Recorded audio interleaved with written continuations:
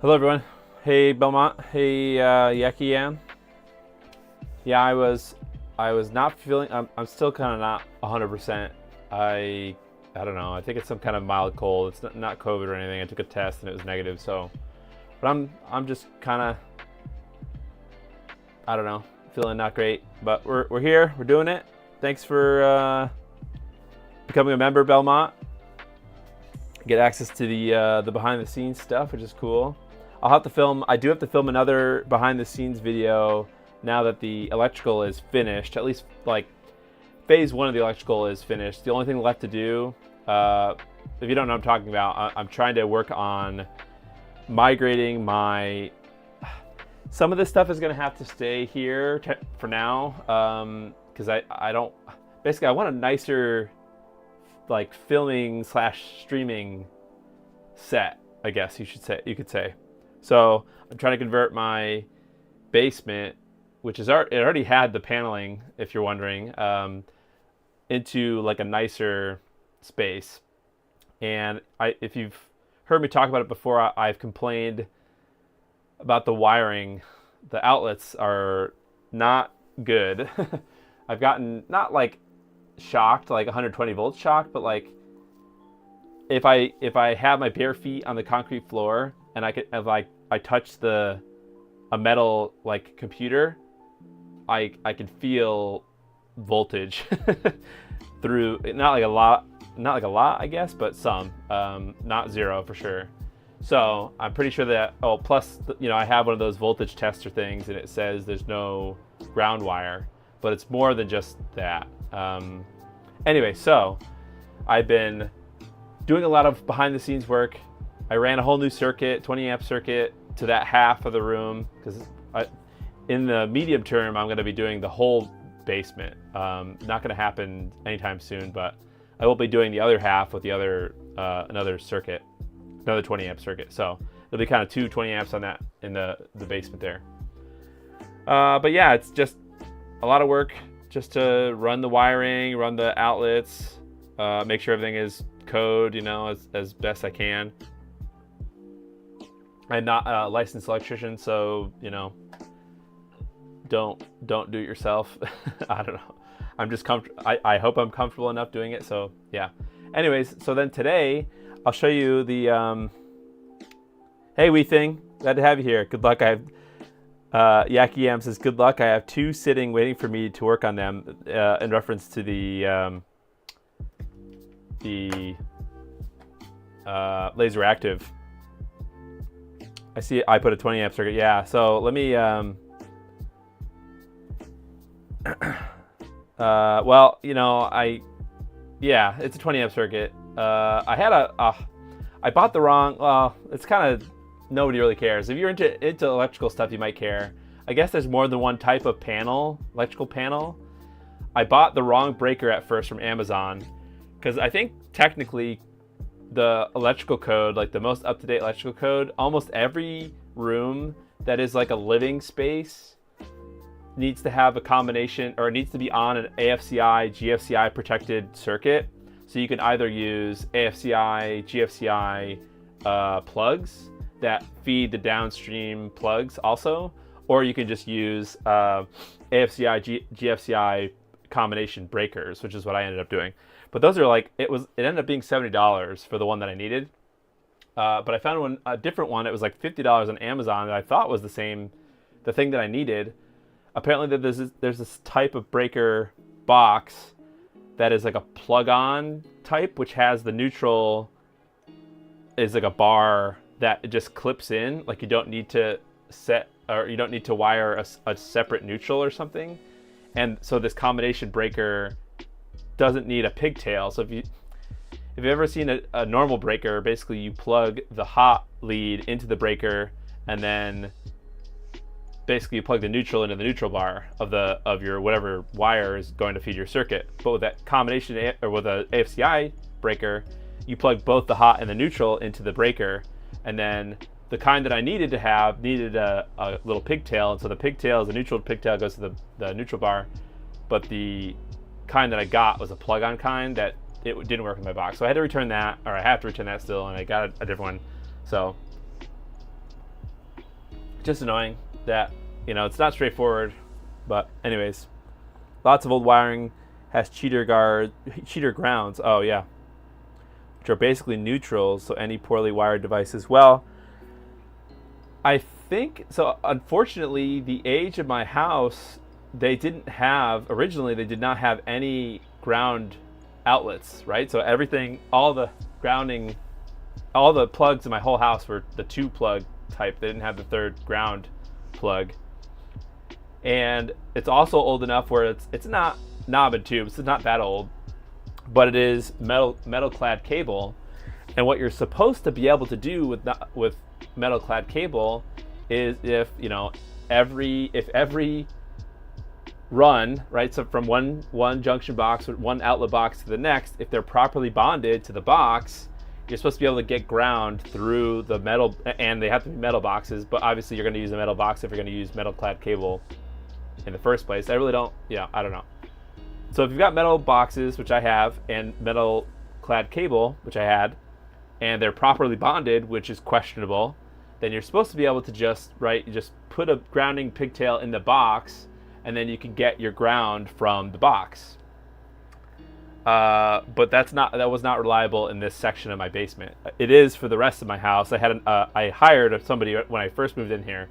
I hired somebody to switch out all the outlets, and they did it, professionally, whatever. But then I learned afterwards, just some basics of wiring stuff, and it always bugged me how the basement was always just bad from the beginning, and yeah, just not. It's not a good time. So, but anyways, we got all fresh stuff, all new Romex, so I'm happy about that. It's not aluminum, no. It was copper. The box itself is new-ish. I mean, within the last 10 years, I would probably say they got a new. Because I've been here for about 8 years, and they had done it before that. So, yeah. Not gonna be here for a long time. Okay, well you have to go make food. Oh, well, yeah. Thanks for joining, wee thing. Okay, so let's. I don't really have anything extra special, I suppose, to show off. Still waiting for PCBWay to manufacture those summer carts, so that's still gonna happen. Let me show you what I've done. Hey everyone. I've done some things in the meantime to move along the build here.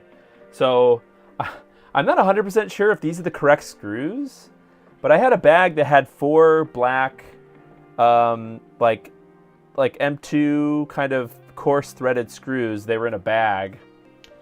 So excuse me. So basically what I did is I mounted, when you buy the BennVenn screen, it ships with this 3D printed bracket. And so I wanted to kind of get that screwed in, just so I wouldn't start to lose parts or whatever, because basically this project has been sitting on my desk for a few weeks now. I'm pretty sure that these black screws are the correct screws for the 3D print. They look like it. Yeah, so anyways, that basically the screen is screwed in now. If you didn't watch last time, you'll know that we basically got the basics powered on, right? So the screen works. I tested the EverDrive, so the EverDrive works. I think I did not clean Sonic Chaos, so maybe if we have time we can clean Sonic Chaos. But I think there's a problem with that cart. So that's the first thing that I did. So basically I installed the screen with the 3D printing bracket. I just didn't want to leave that detail out if you were wondering how this came here and you watched last stream. So I did that just so that I wouldn't start losing parts. And I'm pretty sure that those black screws that were in there came with the kit. But I'm pretty sure that that's all the screws that come, like all the, there is these other screws somewhere. Oh yeah, these big white silver ones, or these big silver ones, I think those are for the cart later on, the cart slot. So for later on, I think we use that. But all the other screws, I'm pretty sure we need to use the old screws. Alteration says, my house was built in '74, just on the cusp. you were lucky you got copper wiring. Well, they must have gone from copper wiring to aluminum back to copper, because my house was built in the early 50s, and all the metal clad cable is copper wiring. That doesn't mean it's actually, you know, the metal clad is so old that I'm pretty confident that the insulation on the wiring is asbestos. They used to make this cloth that had some kind of asbestos, either a coating or it was part of the fiber, part of the fabric. And so actually that's the fire resistant coating in the wiring. So your neutral and your hot wires are this weird cloth. And I've heard that that's asbestos. So I don't really tend to mess with that. Either I throw it away or I just kind of leave it. Yeah, so definitely I got an older house, I guess. So anyways, I think there's some glue on the front of this, which is bothering me, but that's all right. So I got the bracket. Now I guess, so the other thing that I did was I cut the hole and I figured out how the HDMI mount is supposed to work. So I bought the Retro 6 dual speaker case, but I'm pretty sure it would work the same way on a stock case as well. It does not go where I thought it went. I thought it went where the serial hole is. Here. Where is the serial? Oh wait, it's probably it's right around here or something. It's on the other. Oh yeah, here. I thought it went here, but it does not go there. So that means I can actually harvest the serial port from the old motherboard. But I'll do that later at the end or offline. So there's this little stub here, little bracket, whatever thing. I actually had to shave a little bit of it. So there's these little like splines, whatever, on the 4 sort of cardinal directions, right? Those on the Retro 6 shell were actually too large to fit into the 3D printing. This is like resin. This is not, it's a little bit, oh, maybe not. I thought it was kind of grippy, but it's not, it's kind of solid. So maybe, I don't know, maybe it's PETG. So this is designed to fit here in the front, or I guess the bottom of the case, and push down.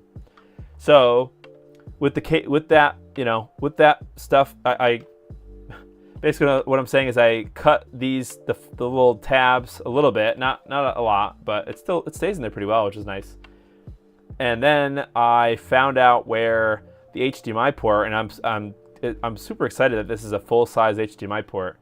It's not the best cut. I actually kind of slipped with my rotary tool thing that I was using, the Tamiya tool, but you know, it's fine. This is a cheap shell, and yeah, this is going to be, you know, it's fine. So you could take your time and do a better job than I did, but this will get the job done as far as my needs.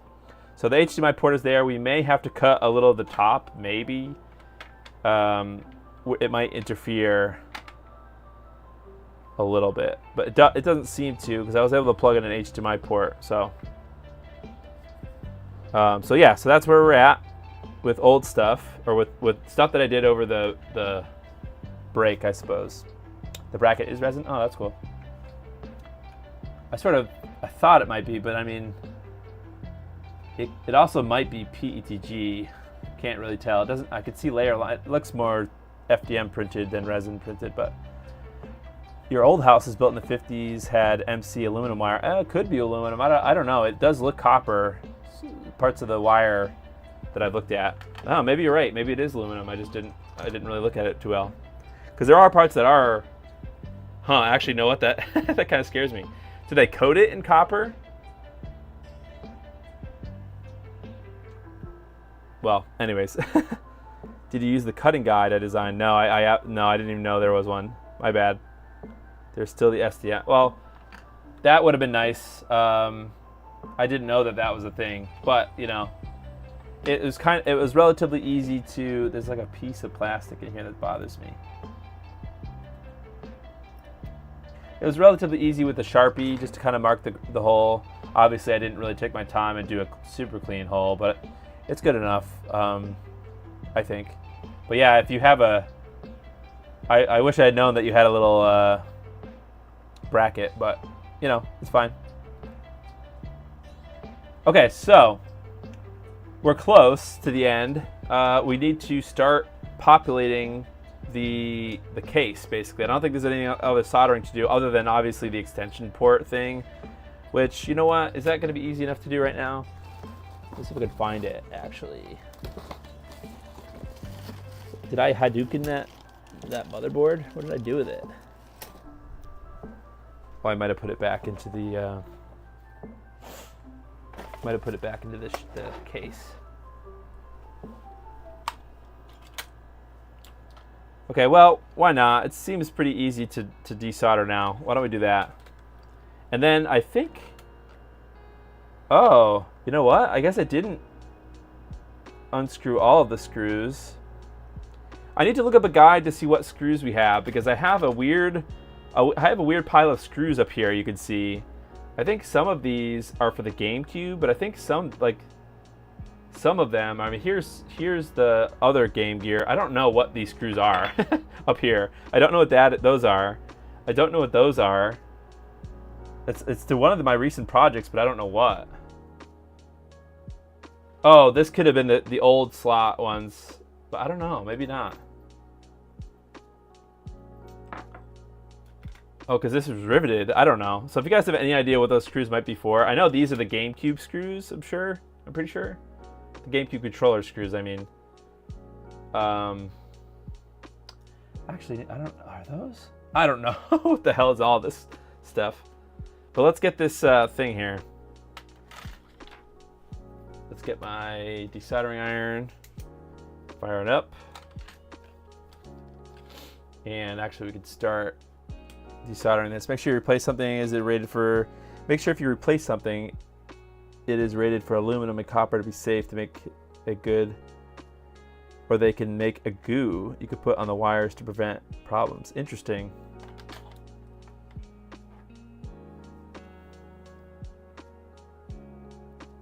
Well, I've been using Wagos instead of wire nuts. Are Wagos rated for aluminum?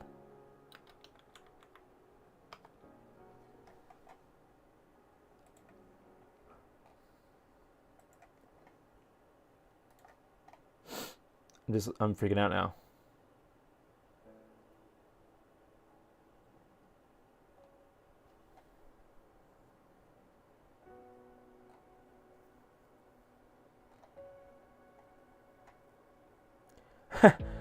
Alu Plus contact paste. Huh, well, I'm not sure. I'll have to look at that another time.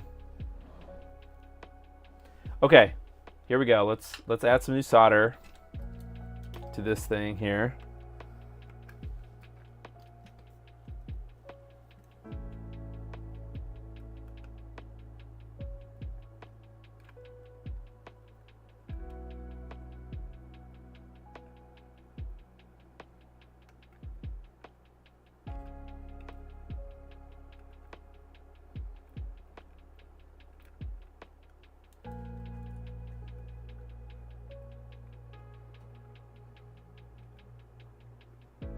Okay.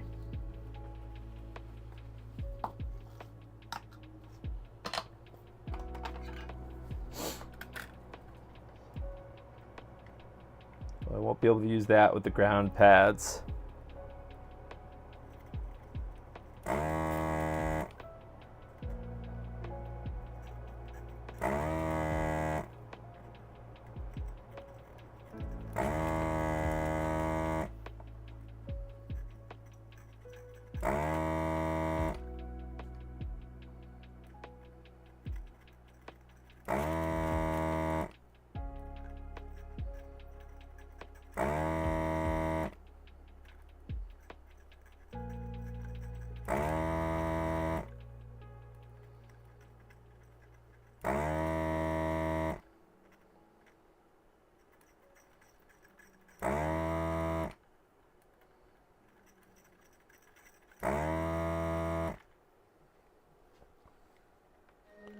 Okay, that looks mostly fine.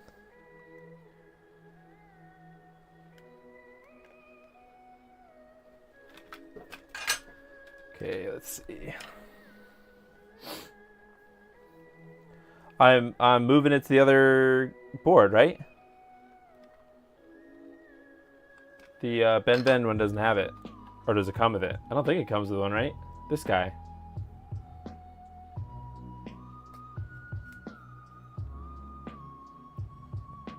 Oh, I can look at the side of the things to see if they have, it says copper? Oh, I didn't know that. I'll have to take a look at the box that I bought.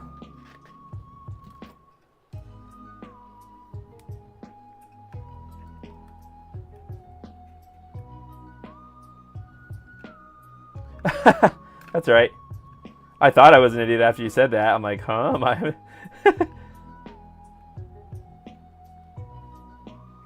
Ah, that is hot.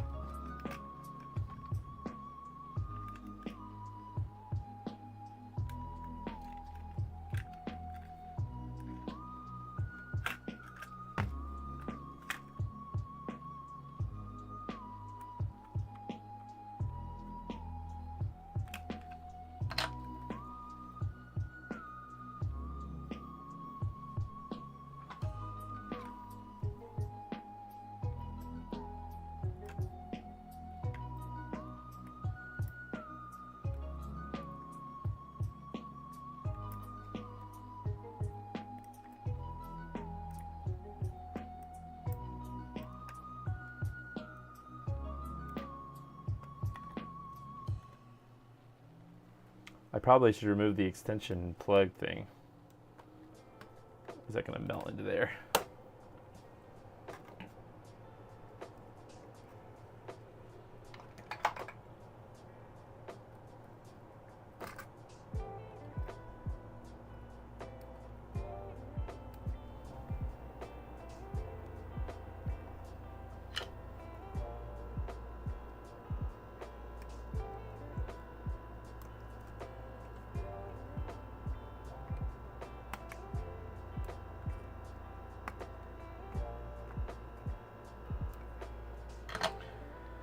This is gonna be hard. I'm mostly doing this now because, oh, they have a little PCB. Okay, got it. I thought it was supposed to go in here, but I guess.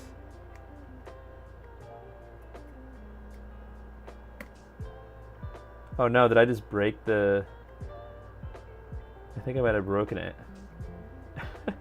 Wait.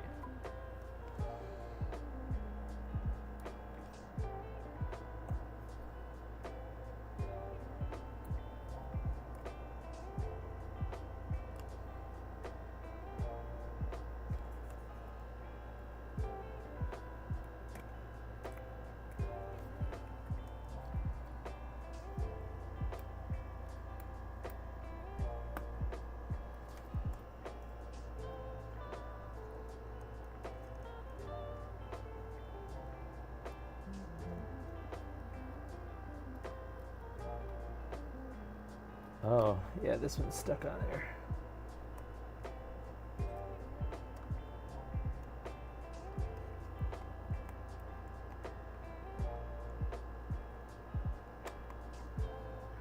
Okay, I might have broken a leg, but maybe we could fix it when we solder it on there. Yeah, don't do what I did. That was dumb. I guess these are pretty fragile. So I broke this front one here. All the other ones seem okay. Well, that was dumb. Well, all right, live and learn. Okay, so now this goes here. See ya, wee thing.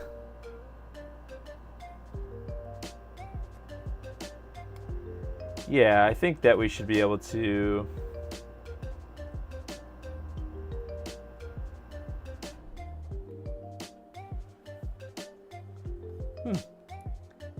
Is this supposed to be like a gap?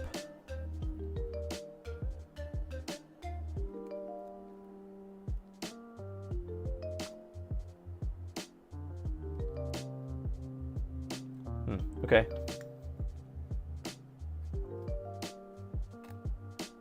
kind of doesn't really sit. Oh gosh.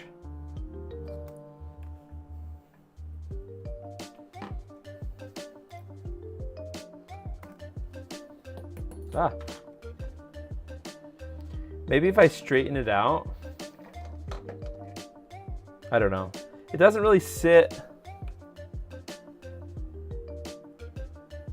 There's like a knot, there's like this spot that it's supposed to sit on, but it's not going down all the way. Gosh, not to mention the fact that I'm just further mangling these pins. All right, I better just get it in there and soldered.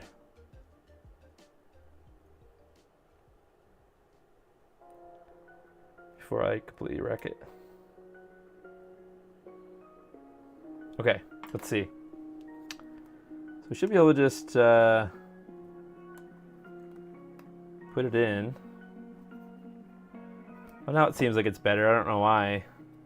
You know what I have to do? I guess I probably have to put some solder and then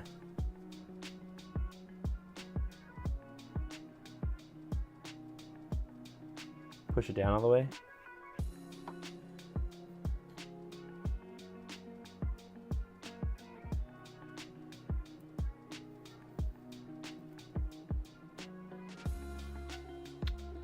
It's going to be difficult because now this is hot.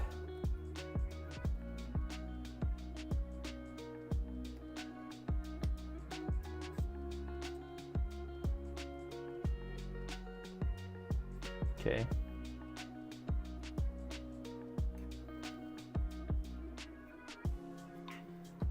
Okay, let me get the other ground pad on.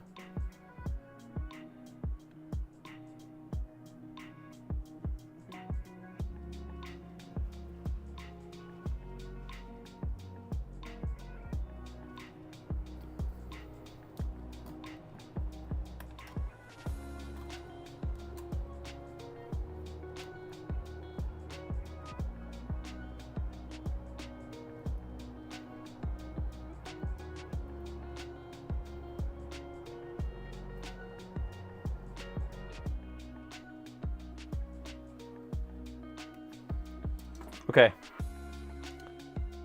it's a little bit crooked. I think that's fine. It'll be good enough to get in there to test it. Okay, that's all the pins except for that one that I broke seem to be okay.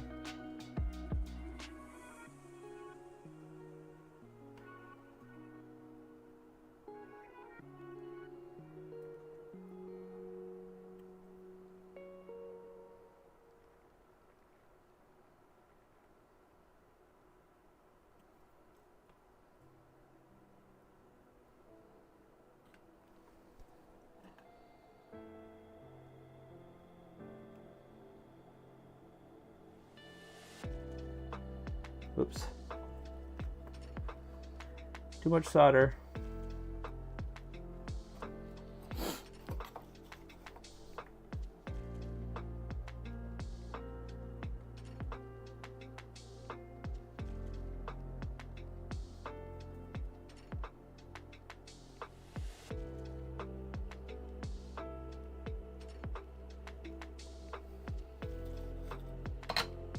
All right.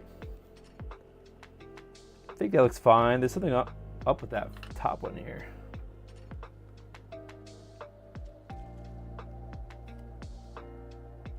All right, good enough. All right, send it. All right, so now we basically have to start assembling it. And I think that might mean that we need, so I have some screws here. Obviously some are for the case when we button it up. But were any of these for any of the internals? So here's the original. Let me just make sure that this is the original.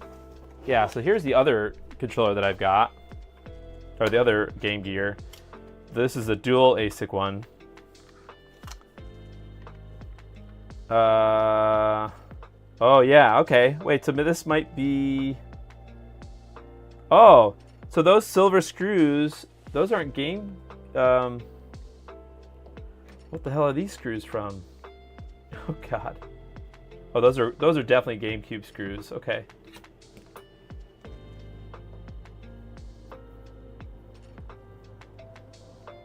Are these GameCube screws too? Oh yeah, these are all GameCube screws.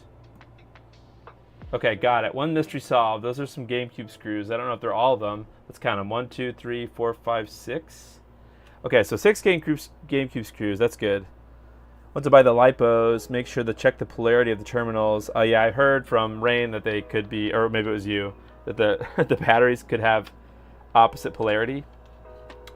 All right, so we're getting closer to understanding why I have all these different screws. So I guess the black screws are case screws, right, for the shell. These silver screws, were these screwing the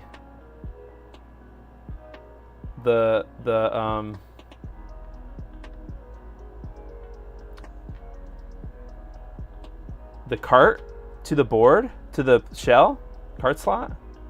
So these would need to be replaced by the silver ones? So that means all of these other ones are for the board. So let's see, let's count. How many do I have? How many screw holes do I have in this board? 4, 5? 1, 2, 3, 4, 5. I have way more than 5. Why do I have way more than 5?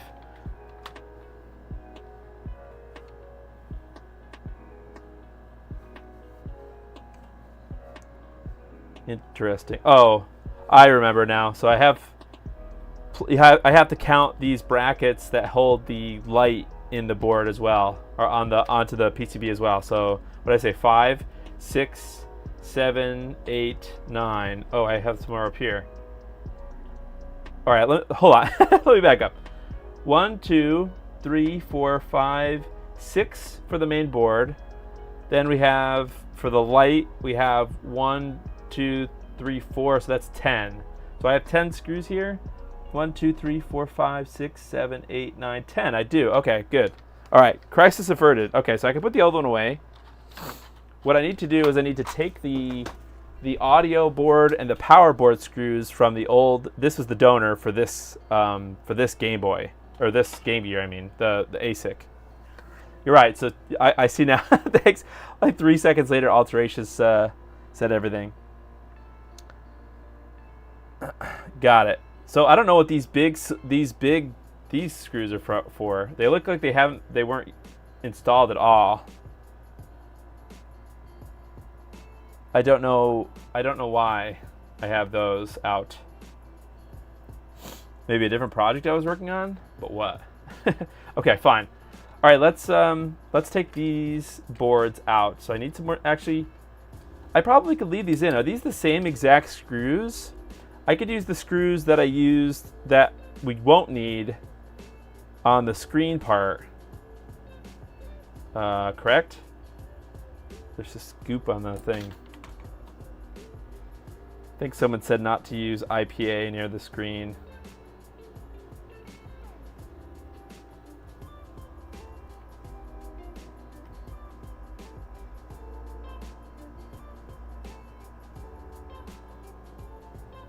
Gosh, that looks terrible. Well, if I'm super careful, can I use IPA on this glue on this thing? We're going to go for it.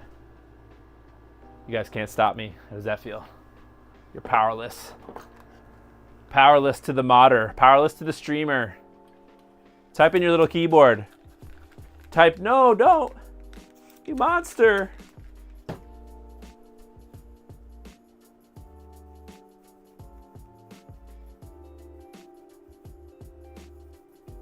There we go. Nice. Sick. Okay, great. Cool. 2 large screws, large thread for the cart slot. Okay, so these are probably that. However, I noticed on the other Game Boy it had black ones. So I don't know about that. All right. It messed up. Okay. All right, so we can put this back aside, but now our next step is basically going to install. We have these SYF. That's for the power. This one's for the audio. They need to go into the bottom shell part here. And I can't forget that I have a clear button set, and I have these replacement. I managed somehow to lose. Oh no shit! I found it. Never mind. I actually found it. So I was gonna say I lost the third membrane. Okay, so I have clear buttons. That's what I'm trying to say. I've got clear buttons, and I also have clear new membranes. Should I use the new membranes, or should I use the original ones? Or actually, maybe we can't because the D-pad. I might have to use the new D-pad one if I'm going to use this new button. So we could use the original buttons and membranes, or I can use the clear buttons and membranes. Yeah, alterations. I know that we have to cut. We will have to cut a screw, or a screw boss here. This one in the front. So we're gonna get to that. So you're right. Good. Remind me later not to use the security screw one, because that's the one that goes right in there. So it's up to you guys. Do you want me to use the clear stuff or the original stuff? None of it's clean, by the way, so I'll have to go back through this whole thing and clean it, but whatever. But that dictates whether or not I use the power. Oh, you know what? I didn't. That would require me taking the. Oh, I see. Does this come out? The old orange one. All right. Well, you guys let me know. Clear. OG. All right. I have one vote for each, so somebody else has got to vote. Do we do the OG buttons, the original color buttons, or I have all clear? I suppose there's probably a bunch of people that want to know how the quality of these replacement pads are. All right, I'm going to do that because I'm curious as well. Okay, so let me use my original one as a reference here. Here's the original one. I need the power clear with the orange switch. Yeah, you chose violence because I don't want to unscrew this one. So we're gonna use the clear, or the clear everything. I also don't have the lipos still. I didn't really even order them, so whatever. It's kind of a non-issue. Which way does it go? Let me look at the other. Oh, okay, so it's the right way. Okay. All right, so let's get this out of the way for a second because we're going to work on this. So there's the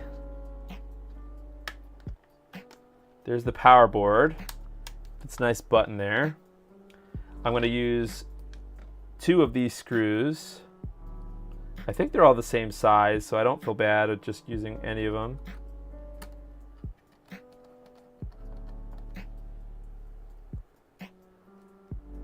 Shows chaos.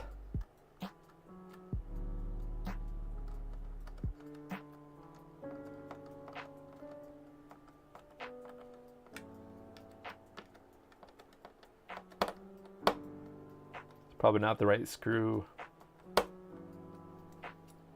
Get one bigger. One size bigger screwdriver. Okay. So we're in there. That's our nice power switch thing. I don't exactly know how. Do I have to run these power cables now? Probably. In order for me to close this thing up, I probably do. Okay, let's see. Are they different power, or are they different lengths? Yeah, of course they are. Okay, so obviously this one goes here.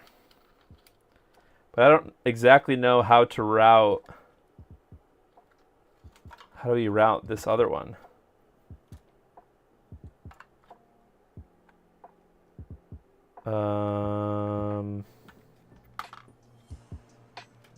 And how the heck does it even get through?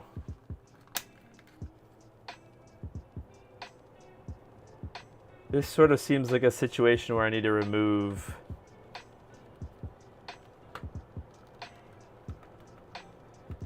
something. Well, you know what? For now, I'm just going to do chaos, and I'm going to shove them both into the other one. I don't exactly know how these are supposed to route.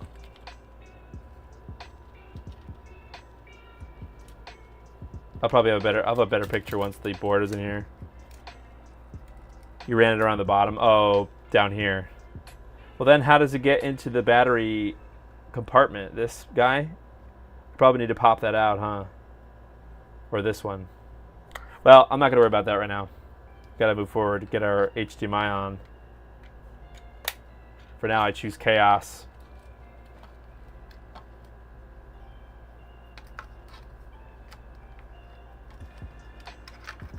Because we're just going to power this thing with USB-C for now.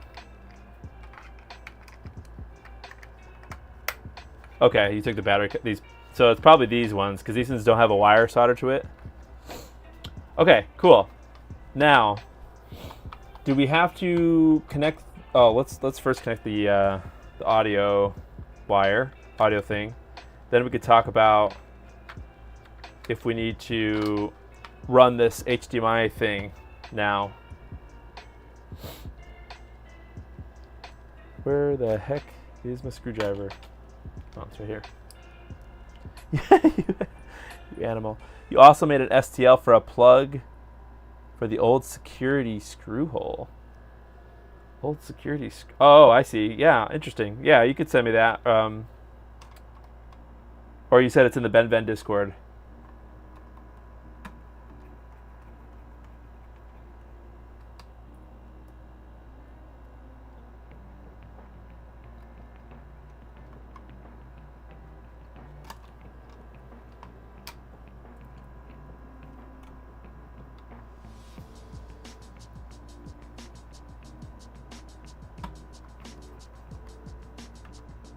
Cool. All right, that's our audio. Now I have a feeling that we need to run this now. This is the HDMI cord that runs to the BennVenn screen. Does anybody have an idea about which way up this goes? Let me look at the instructions here. Oh, alterations. Oh, nice. I like your cutout thing. I just looked at your. I just looked at your DM's alterations. That's cool. Nice. All right. So which way HDMI flex last? Okay, so I don't need to do it now. Oh, because this is kind of the top, right? I don't have to worry about it now. Okay, fine. All right. So I guess that's it for now. Let's go to the other side, right? Because I have to put the buttons in and the speakers. Okay, so what I'm gonna do though is I need to have this, the top shell, because what I think needs to happen is, get out of here. Before we do, so I guess we could put the buttons in and the membranes. So are these all the same? Nope, they are not. Okay, so let's start putting the buttons in. So here's the new start button. Here's the D-pad. Interesting. Is it keyed at all? Not really.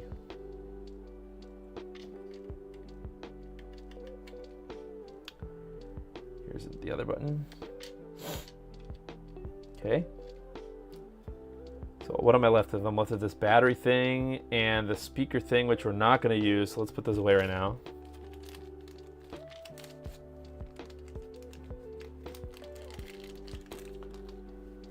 Okay, so before I forget too, maybe we should put these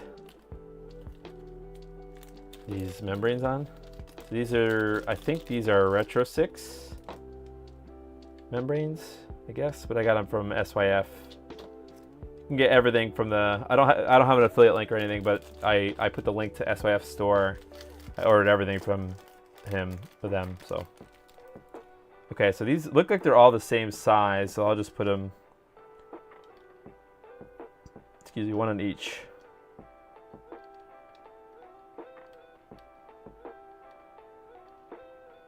Sick. So the jewel will be last. That's fine. The speakers are next. And the reason I did this, I put this here, is because you need to know which the speakers, if you get the dual speaker, upgraded speaker things. Oh, so we can wait to put the second speaker. So the speakers are in different lengths, okay? The second speaker case, I know I've got a lot of stuff here. The second speaker case has a second speaker here. Or is that the first one? Look at the other one. Yeah, so on a normal shell, it only has one speaker on the right here. So that's this is the primary one. So the second speaker is over here. Now what's interesting is that there is on AliExpress, no, not AliExpress, on printables, I guess, there is somebody made a bracket, a 3D printable bracket where you can, it goes onto this screw boss and like somewhere else. So you can like secure a second speaker as long as you drill speaker holes on a stock case. That's kind of cool. Okay, so basically what I'm trying to say is the long speaker is the second one. So we need to know which one goes where. So this is the long side and it has this adhesive. Is this a piece of, it's like a piece of gunk in it. Okay. So I think this adhesive is all we need to attach it to the case.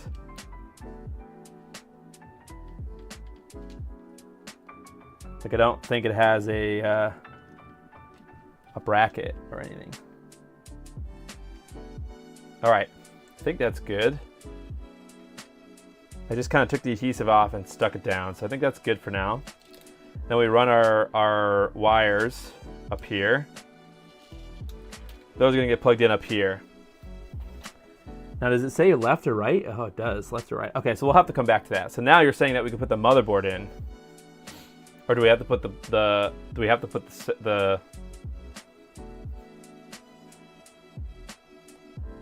put the speaker, the second speaker in right now, right? The first speaker.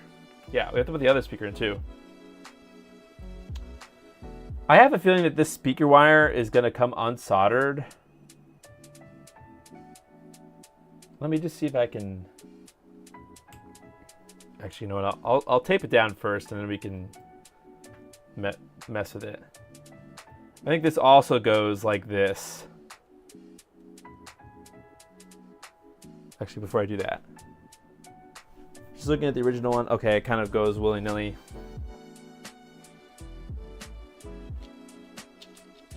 Okay. So sort of like that.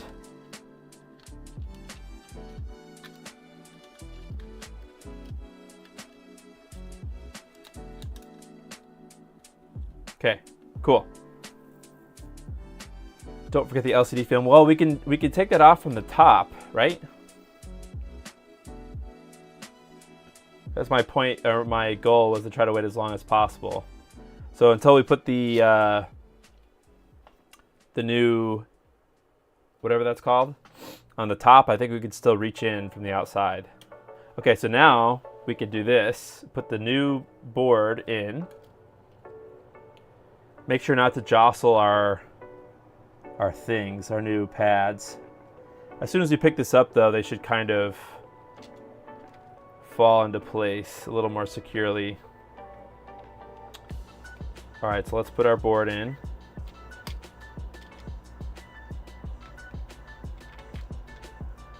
Oh shit, you know what, I forgot that. Okay, just what Alterations was telling me not to forget, I forgot. This screw boss has got to go because it's in the way of the LCD. Okay, so this spot up here basically hits that screw post, so it needs to get cut completely out. So let me get my good plastic cutters. Okay, and I gotta do that. Oh, my cat needs to get out. Hold on a second. Here you go, cat. Bye bye. Bye. Okay. All right, so just kind of YOLO.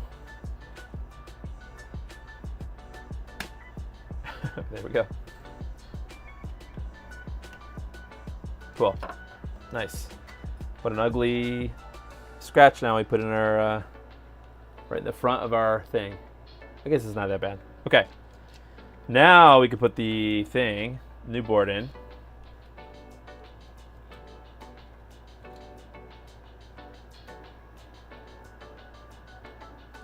Man, that wire kind of bugs me.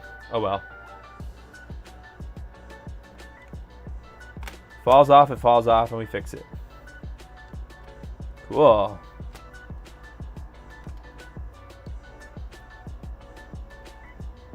Oh, you know what?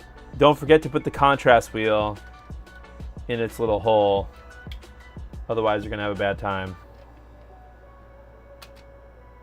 Okay. Now we use our remaining screws, the little screws, to secure the board.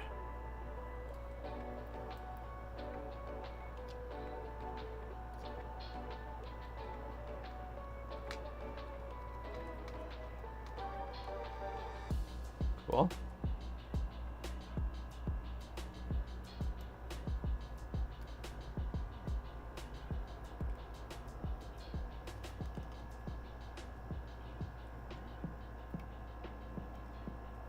Ah.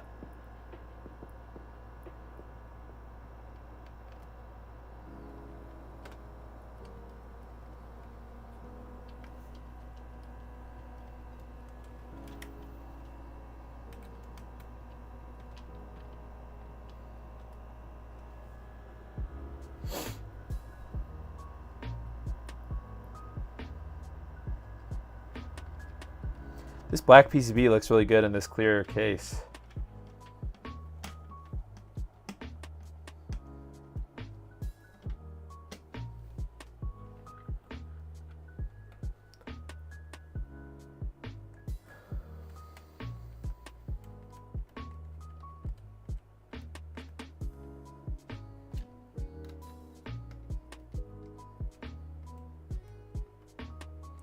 Oh, and we can also get our large, big, large, huge screws. We can also drop a screw on the floor.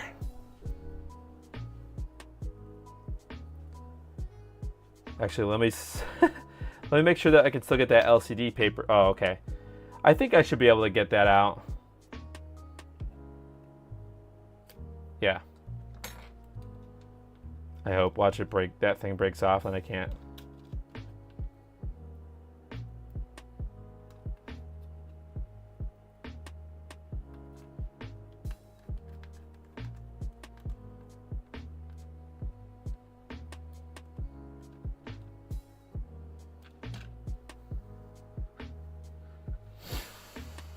All right.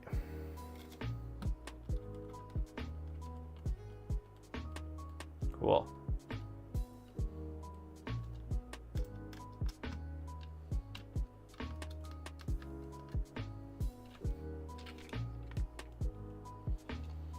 Okay, now we have to get our silver. Where's our screws? Big screws. Oh. Oh no! Oh no, I forgot this thing. Can I put this on still? The touch thing? Completely forgot about that. Where would this go? Underneath this, huh? Probably. Well, and I don't know where those two screws went. They're in a bag. Oh, here it is. Found it. What do you guys think? Should I do this touch thing?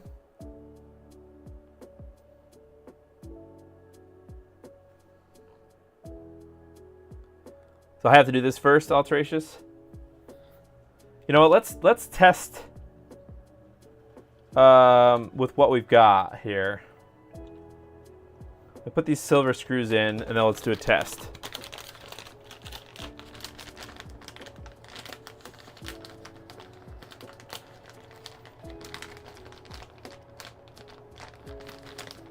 You put yours along the bottom, so people do the top.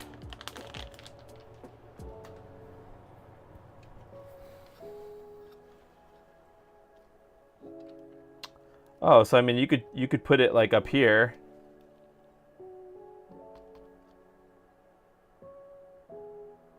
Oh, I have to do that to enable the HDMI. Okay, so now where does it install then? All right, let's do a test while we're here.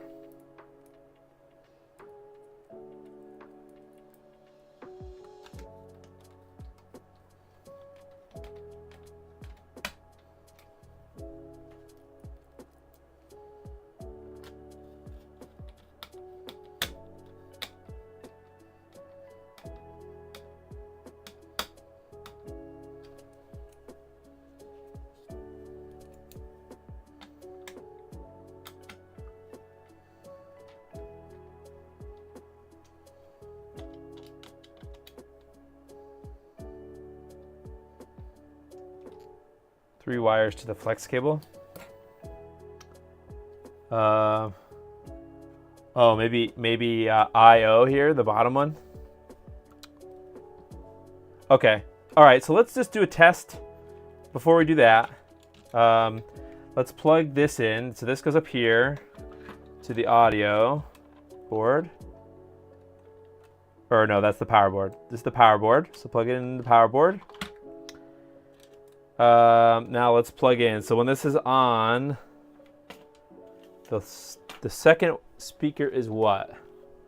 The right speaker. The new speaker is the right speaker. So this long one is the right one. The short one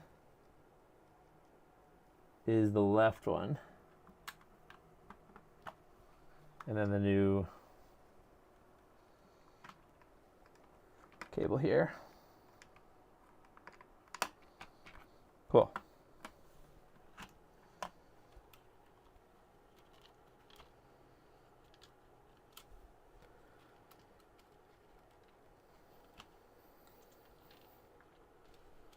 Okay, so these wires are super kind of annoying.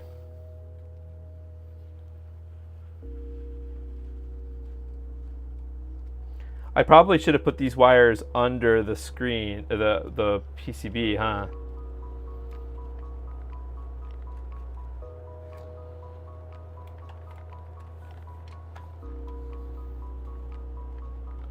Why is this on top? Oh, I see.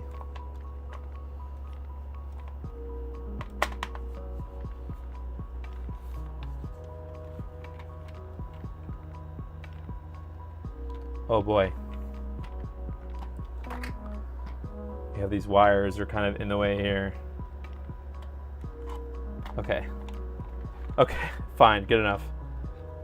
All right, I don't think we really need to have everything figured out just yet. So let's get a cart.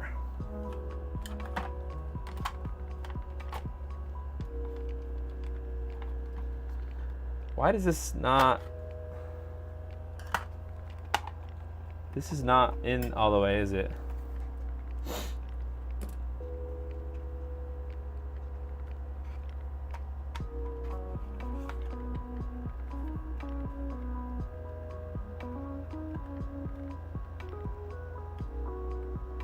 Seems like the extension thing is hitting the audio wires.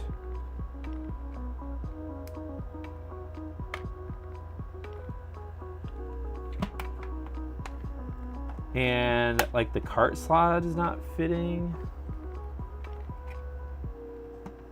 I wonder if that's because of the HDMI port. Is this HDMI port interfering with the cart slot?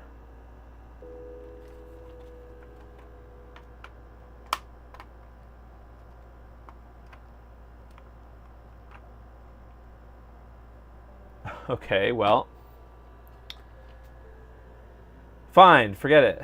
Forget that part. Let's just test it like this. Get my GameGear overdrive. All right, let's plug her in. Let's send it.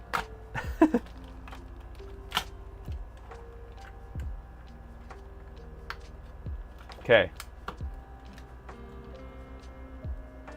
Perfect. Green. My favorite.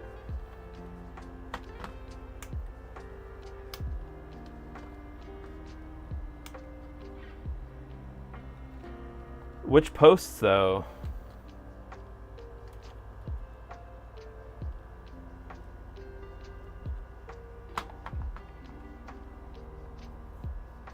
I think I have to run the audio wires underneath the board. I think that's the better way to do this part, this half.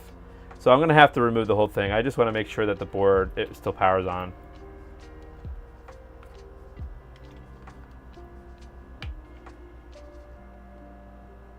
Okay.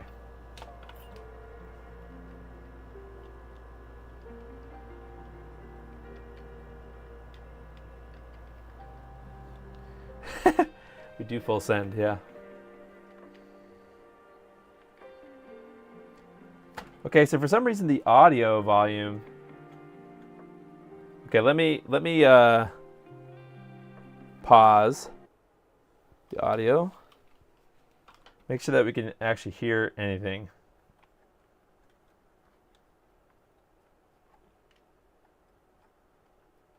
I don't hear anything, and I'm pretty sure that's the volume wheel, right?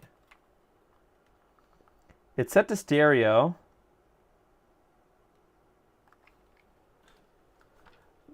Maybe whatever game I'm playing here doesn't have audio. I don't know why I'm not playing like Sonic. Let's get Sonic going on here. The screen doesn't look super centered either.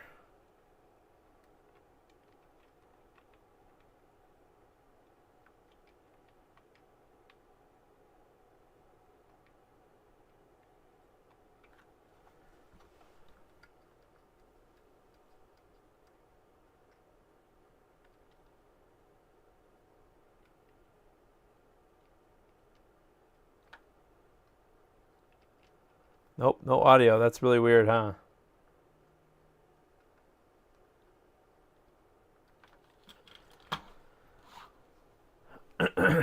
Okay.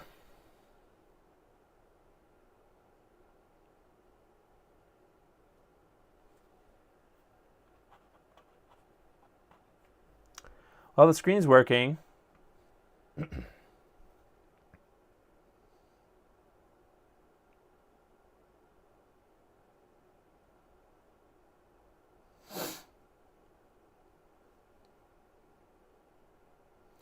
All right, let's figure out how the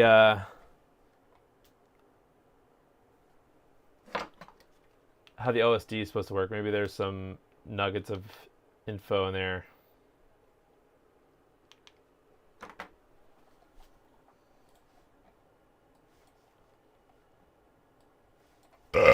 Oh, excuse me. All right, nuggets of info. Let's see, SYF. Did I try headphones? I didn't. I could try them. These are my wired speakers I use for work.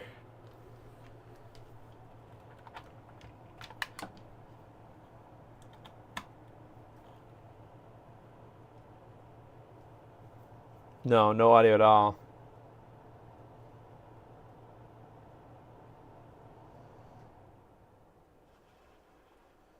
Nope.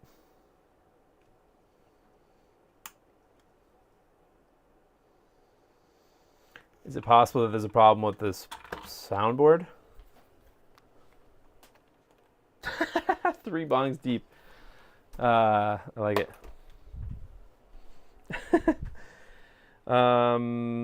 I do have another one of those soundboards. I'm curious, would the ASIC cause that?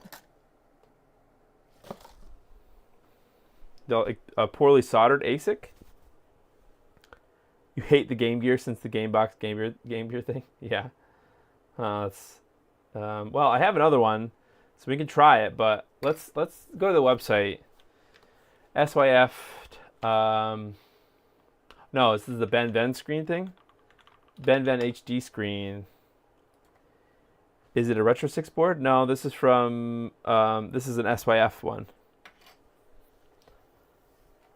Okay, let's see. HDMI cable kit. All right, let's look at the install guide. The instructions, the installation pictures here, I think are out of date.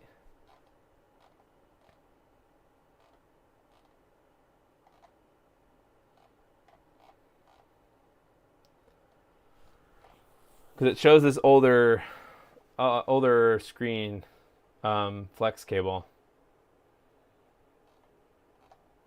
Unless SYF has a guide.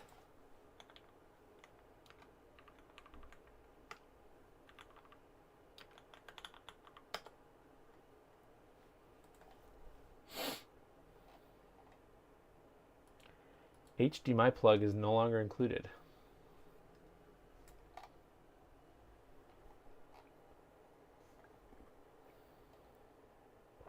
Okay, pictured is the Rev 2. So this is not what our new kit looks like.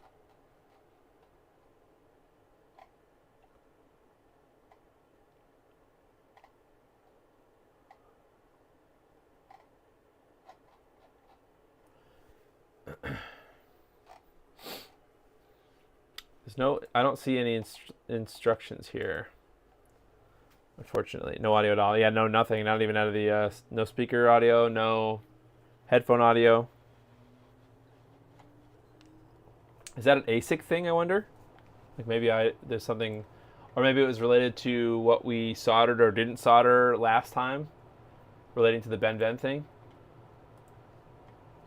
Okay, well, at least see if we can find the touchscreen wiring.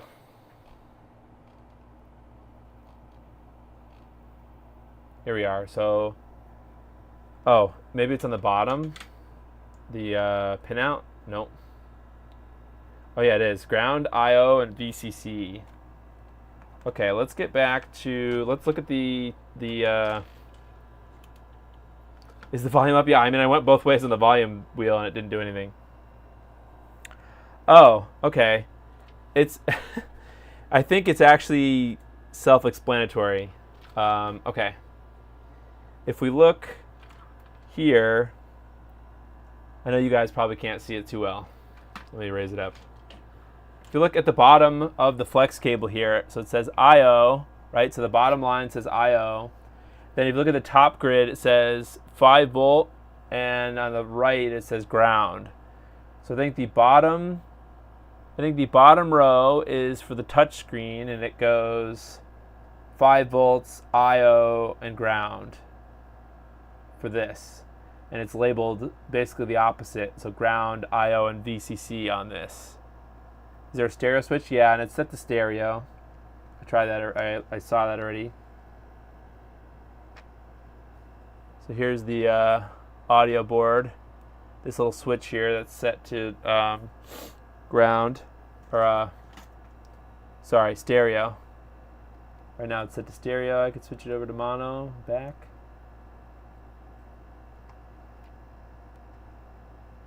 So right now the volume is up all the way.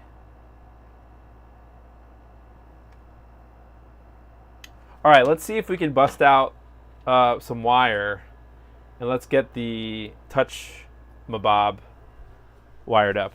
So let me just grab some simple wire. I'm gonna have to finish this off stream. Just, I'm sick of this mod. No offense, this mod is cool. It's just the mod that never ends. Let me get some 30 gauge. But I don't know what is happening with audio. It's possible that it's a it's something specific to this BennVenn screen. Maybe there's a setting in the OSD. Don't really know. So I don't know, how close does it need to be? How close does the sensor need to be? Can I put it just like in the front? Or the top, I mean, like this? Can I touch it through the case? The GameGear sucks to do anything on. Yeah, true. Because if I can do just that, then I might just do that. But let's get these wires going. So let's get a length of 30 gauge. I don't know. I guess I'll color code it. No, you know what? This is all black, so I'll just do all black.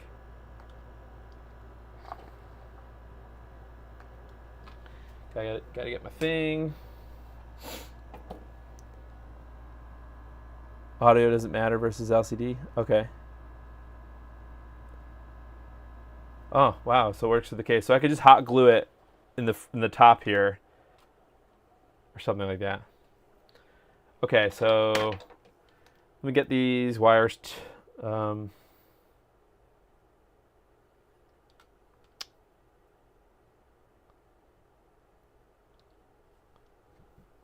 Tinned, so I know you guys can't really see what I'm doing. Oh, you can.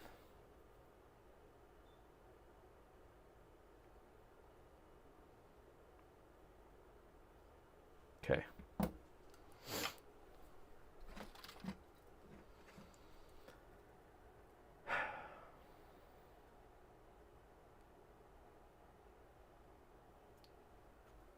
Oh, it would help if I had the iron on. Yes, would.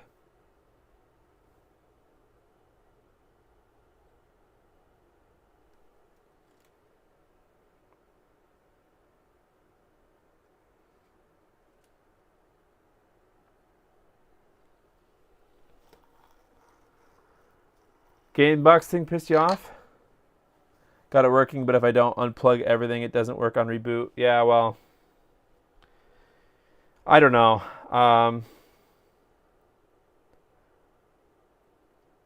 Last thing I knew before, yeah, unfortunately, Gamebox passed away. Or sorry, not all of Gamebox, but Postman. That it works on some, like it's kind of motherboard dependent, I guess. It's just, I don't know.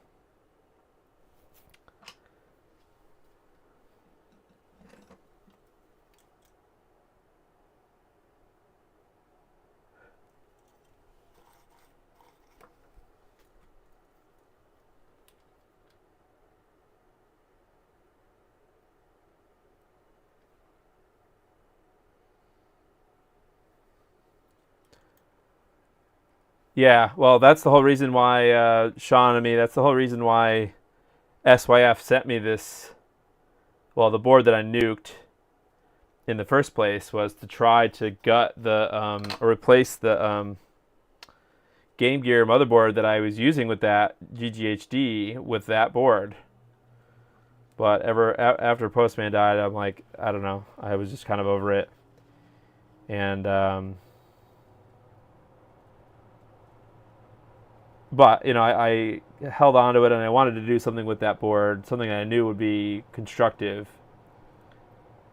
So, yeah, here we are. Get in your home.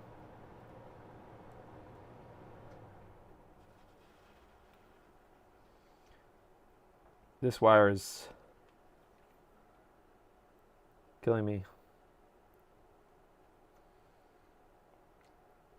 Really?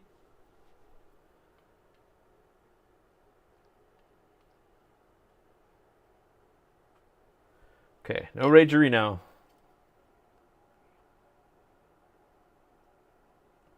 Okay, neat.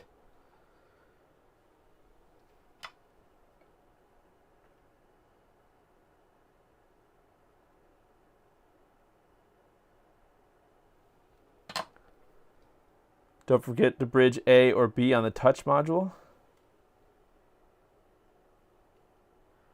Oh, well, oh, okay, I'm staring right at the instructions actually. Okay, that's good that you said that because I would not have done that. It says, if you wish to install the touch module, bridge pads B on the touch module. This makes the output latching, one touch on, one touch off.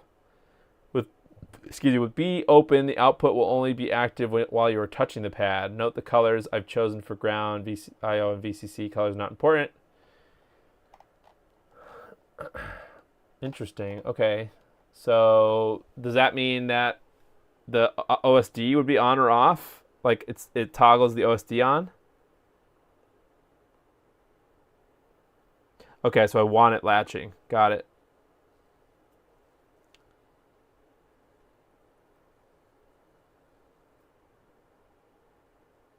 Oh, Alteration said something. I spent quite a few hours with Postman troubleshooting that too. My solution was a small bleeder resistor for when the switch is off to drain the caps. Interesting. Yeah, I remember. I mean, this was probably what, a year or so now since the whole GGHD thing, maybe more. It did seem to work kind of consistently when it was off. Like if you put it away or something, then you came back later, it would turn on first try. So that kind of makes sense. Okay, so let's bridge these. I don't know what B is for. It doesn't, or A is for. It doesn't really mention what.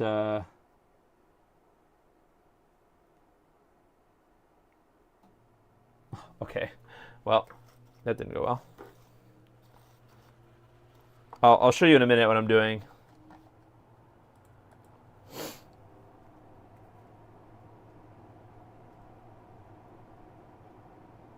I just had it. Come on, thing, bridge.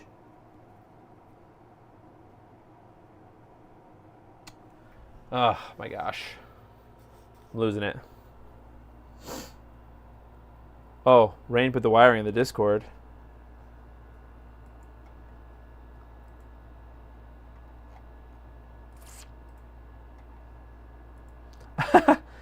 Okay, yeah, I figured that's how it was.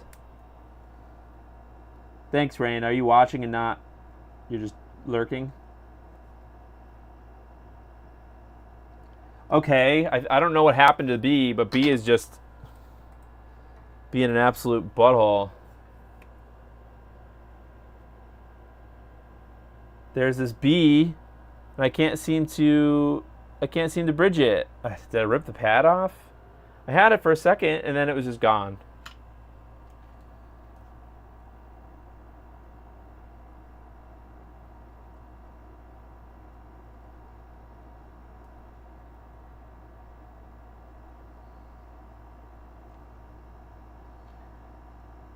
Do I have to bridge it with something? With a piece of something? What the hell is going on? Put a tiny wire over it. Okay. Tiny wire.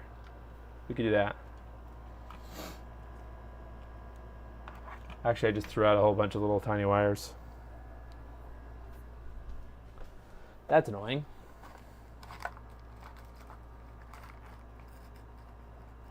I realize this seems like it's some kind of an off-the-shelf touch thing, so I'm not really annoyed at. I know you guys can't really see very well.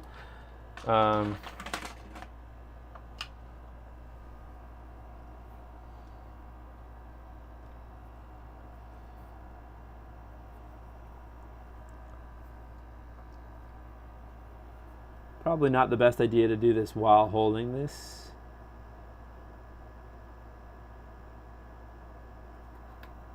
Oh, that's A. Whoops, I don't want to do A.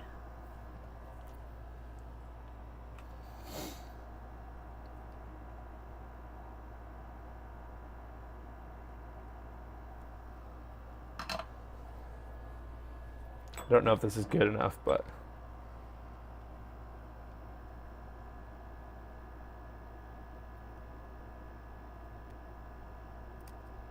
Oh, gosh. Really? This is terrible. I hate this thing. Where's my IPA? I'm like super losing it over here.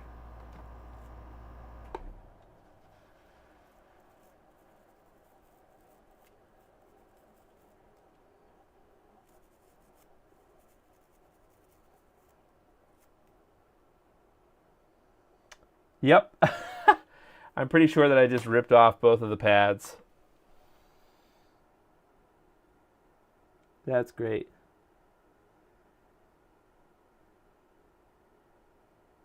Well,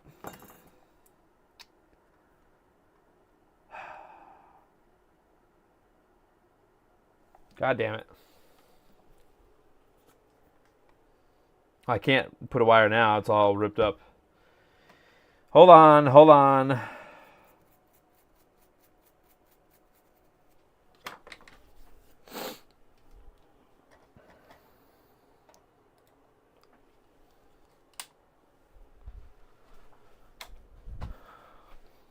I'm not doing another stream of this. I'm sorry. This is the last one I'm doing. You'll just have to take my word that HDMI is working. I mean, this is the thing that I need to do, Yaki Yam, so I can't really come back to it. Sucks, but...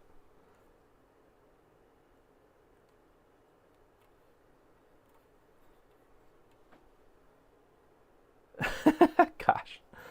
Well, the good thing is I might be able to just bridge these wires here, or these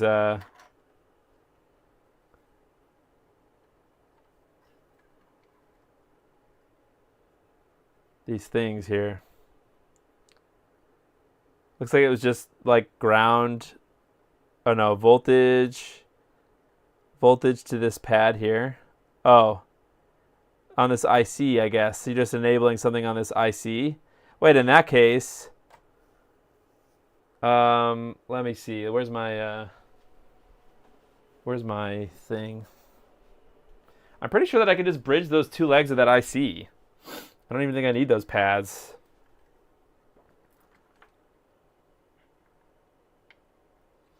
Okay, let's see. So those two little pads. This.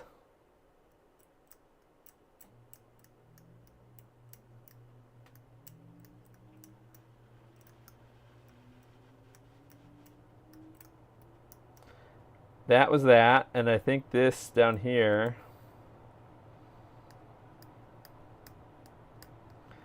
is that. Now I just gotta see if there's continuity between those and those legs, those two legs of the IC, which I'm 90% sure there will be.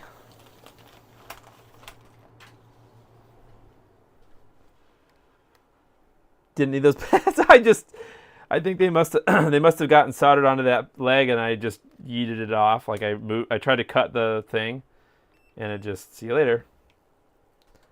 Oh, a bug just flew around my room. Okay, so let's see. What am I doing here? So, doing a continuity check. This is hard to. It's hard to do this with this thing. Okay. So let's see. Leg of the IC. Right to the bottom one, and then this. Okay. So that's that IC. That's that leg. Or that's that pad. Now this middle IC. Okay, yeah, totally. So if I just bridge those bottom two, those left bottom pins in the IC, I think that does the same thing.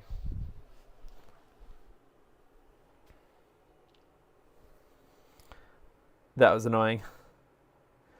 I'm the one saying that. I'm coming up with my own ideas. I don't need chat. This is solo operation here.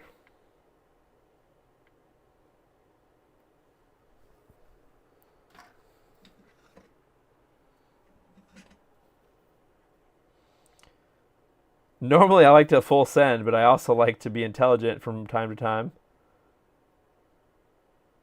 Okay, there we go. Oh my god, that was annoying. Okay, we're good. See you later.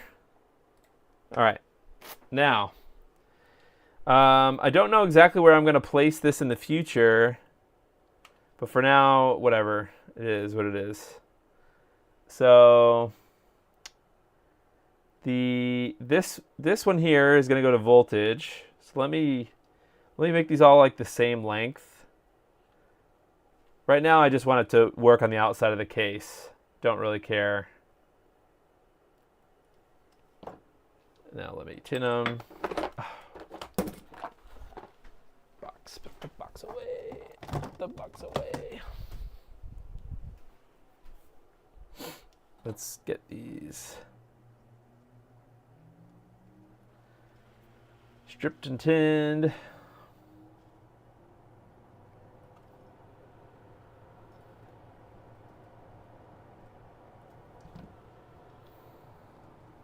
Yeet.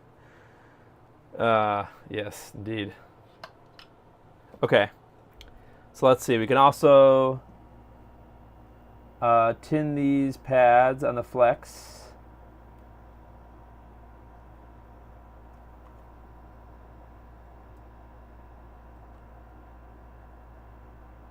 Okay. And in the cables.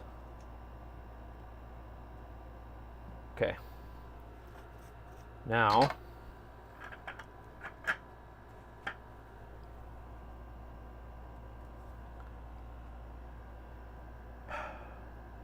okay, ground is this one. Okay, so I'm not going to show you guys how to actually install this thing. You guys can find a location somewhere in the case, and I think you should be able to just hot glue it or something. But my case needs to come back apart again, so well, I'm not gonna secure it in the first place, I guess, or put the screws in it in the first place.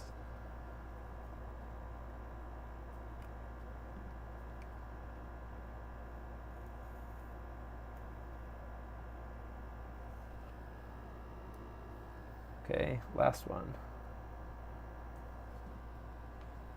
Just double check that that's voltage.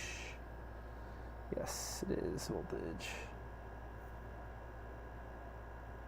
Okay, fine.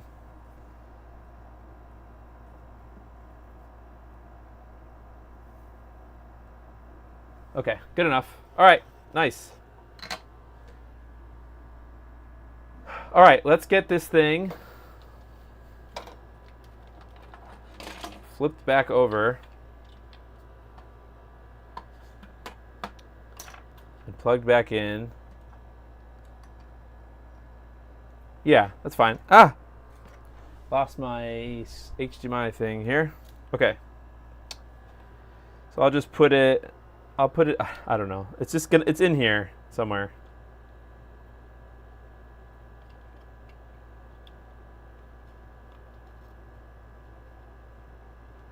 Whatever. It's hanging out. Okay. Let's plug it in. Maybe it's the cable? The USB cable? Keep dropping the damn HDMI cable. Okay. Okay, here we go.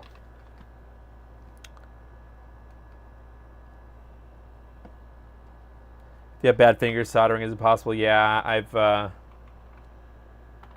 that quite a bit. It's unfortunate. Okay. All right. So what does touch do exactly here? Oh, look at that. Oh.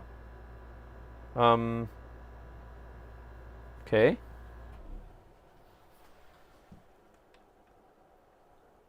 Output, IPS, frame lock off, mode, GameGear, scaling mode. How do you change these options here? Start. Oh. Oh, okay. Interesting. Oh, okay. So I guess the scaling mode 1 is the right one for getting it to be inside the thing.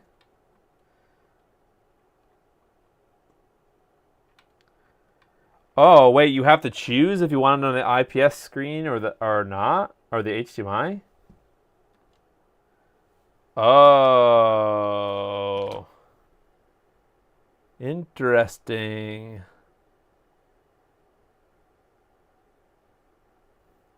Okay.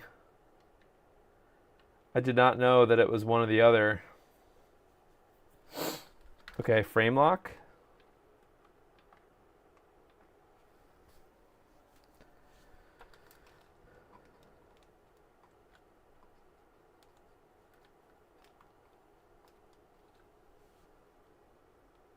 Okay, well, that's cool.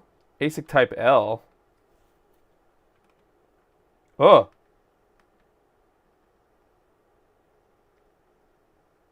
Okay, guess we're at an L. Yeah, no audio still. Okay, well, that's fine. Should we try the HDMI or should we try figuring out the audio?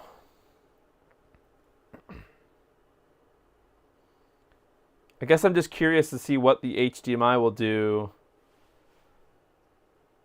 I don't know.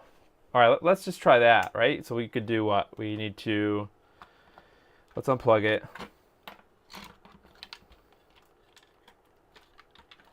Let's unplug our game. Audio. Which way does this guy go? Use stock audio board to test? Oh, that's a good idea. You know what? I could just... I don't have the... Shoot.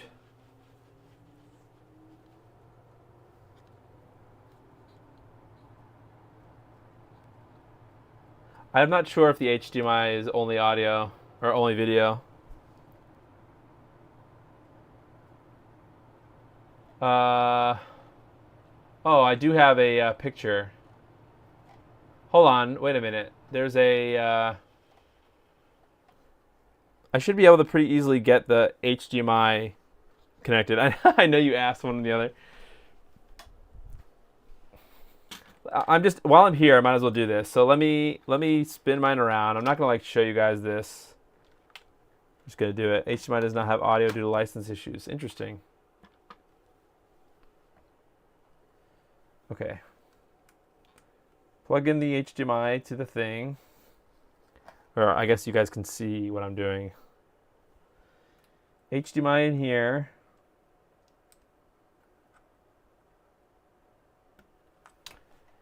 Then I do one of these.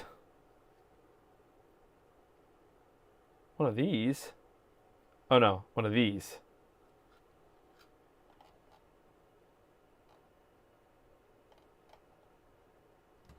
Oh, that's right, because it's right in the front of the board, huh?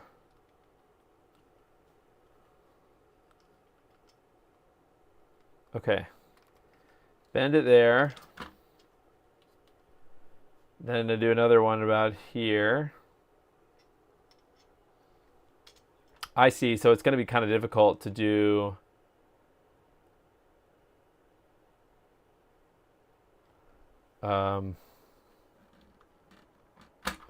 Okay, I could just do this for now. Forget about. Now, which way does it go into that? A second fold has hit the towers. Just kidding. That's terrible. Which way does this go?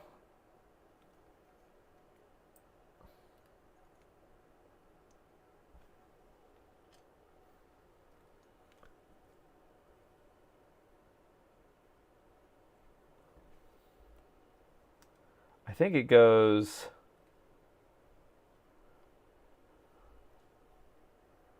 blue side up.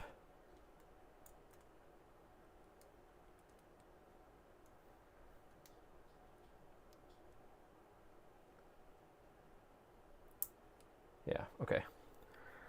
All right, now, where's an HDMI cable? HDMI cable. Let's see what it looks like through the morph. Just for ha-has.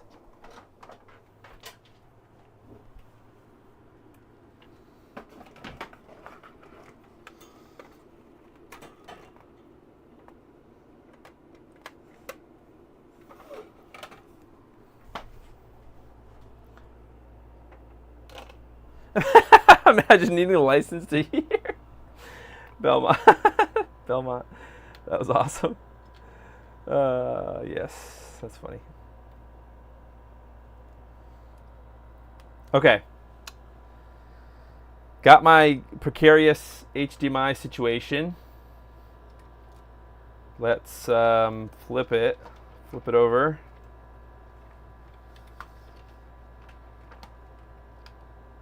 Okay. What is this gonna look like?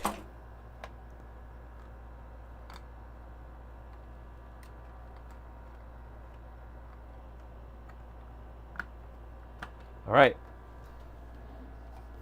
Capture one. Here we go. Oh.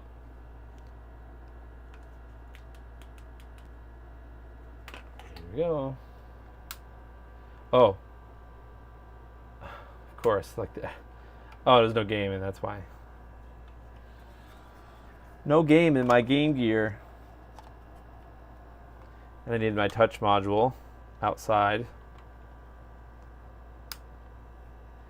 Okay, touch module. Oh, sorry, there's a bunch of nonsense happening on the... Oh, great. Touchscreen doesn't work. Touch module doesn't work anymore. Okay. Why does touch not work anymore? Oh. Oh. Oh, I ripped the pad off, the flex cable. Oh my god.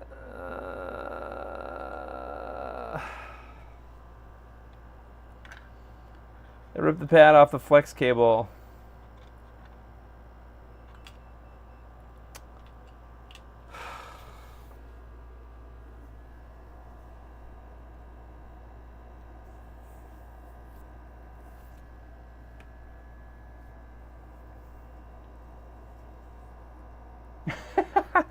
This is how I feel tonight.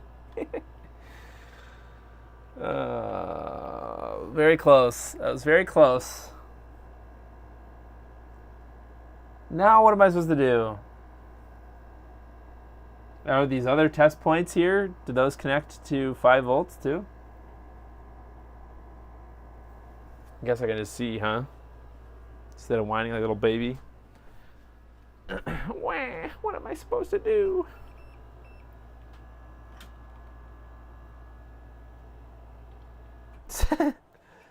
Sad noises in Sonic. Okay, I'm pretty sure they're all 5 volts there, so I'm just going to solder a different 5 volt pad.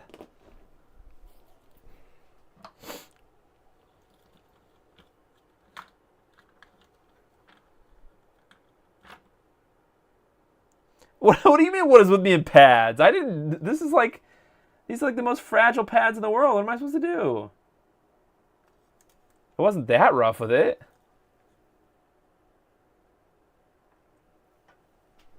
I mean, granted, the thing's not put together, but damn.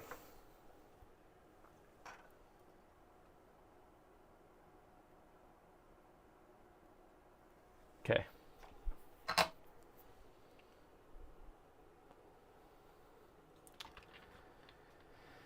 All right.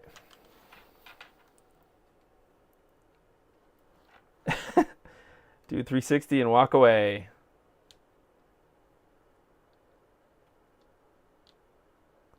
Yeah, once you can't unfull send. Once you're sent, you just gotta keep going. All right, got a game in. Okay. I dig it. Oh, the touch thing doesn't want to work. Don't tell me I ripped another pad. That's really weird. Is that really not 5 volts again?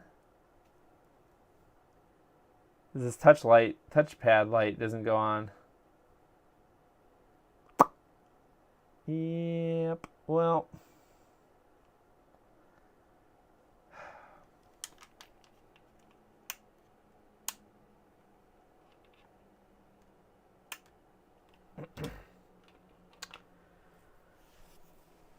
Huh.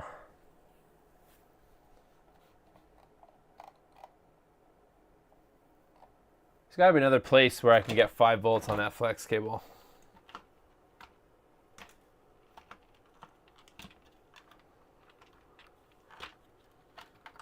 Yeah, gotta use a multimeter. Well, I mean, the problem is I ripped the pad completely off, so I can't really check with that pad. I guess I could if I looked at the traces. Oh, you know what? I have a feeling that that 5 volt pad just for the thing is coming from a completely different spot.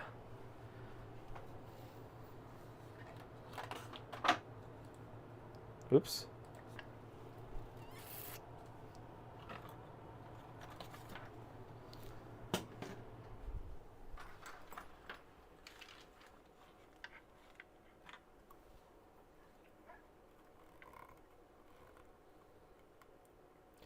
Yeah, it totally is. See this?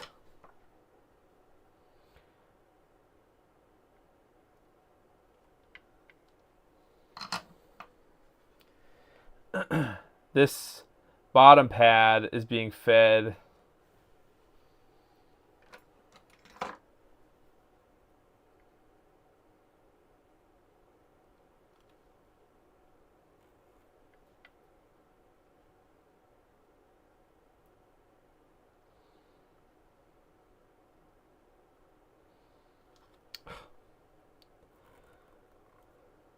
I can't, this,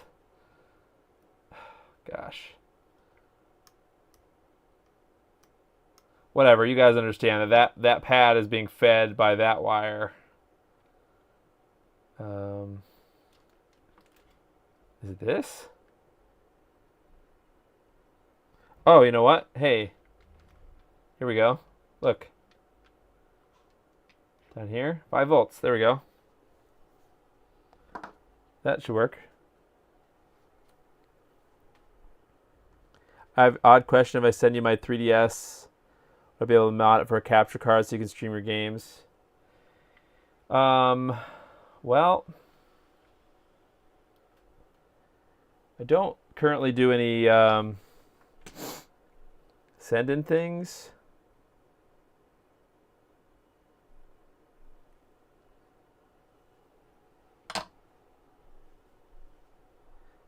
But I don't know. Maybe I'll be open to it.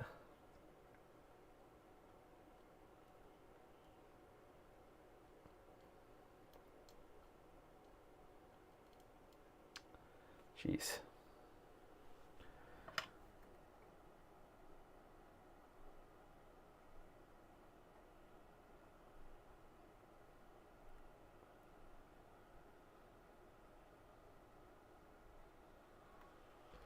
Well, send me a DM on Twitter or something, or I'm on Blue Sky too.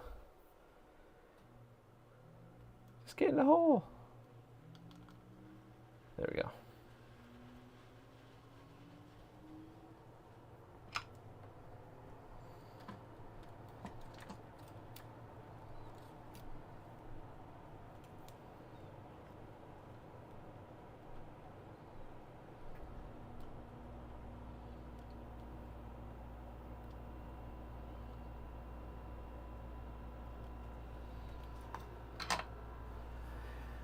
All right, let's try that. Is that going to work?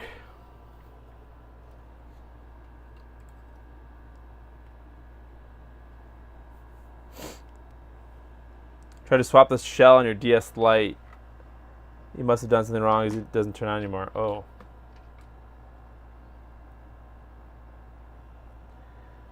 These are Enig? Oh, the yeah. Well, hopefully that's enough.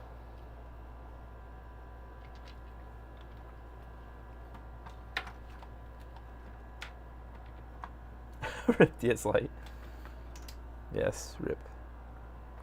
You don't have any social media beside this. Well, can you... That's kind of... How do you... You can't really DM someone on YouTube, can you?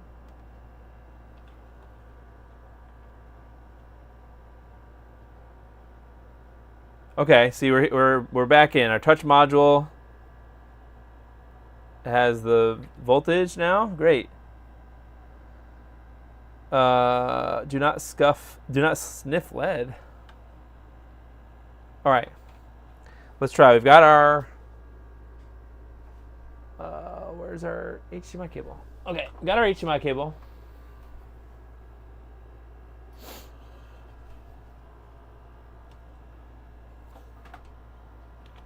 Let's plug it in. Hopefully you can plug it in while the console's on. Hope that's not a no-no. Okay, got our HDMI in over there. Now, let's go into the menu. Turn output on to HDMI. Oh, what? Okay, output's on HDMI now. Sweet. A DS Dark. Oh, what? Oh. Okay. Now let's go to the capture. Hey, sick.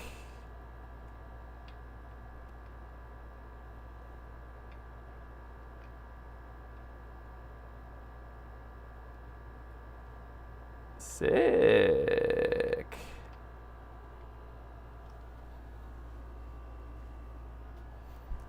I'm assuming the OSD shows up over there too, right? Hey, cool.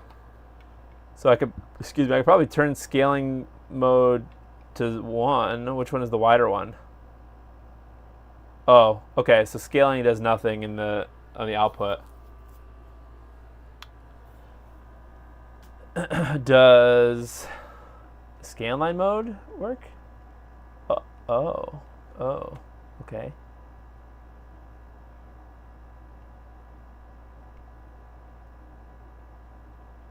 Okay, well. Oh, there's some. Is that? I feel like this game. Oh, did you guys see that weird? That weird line that came down?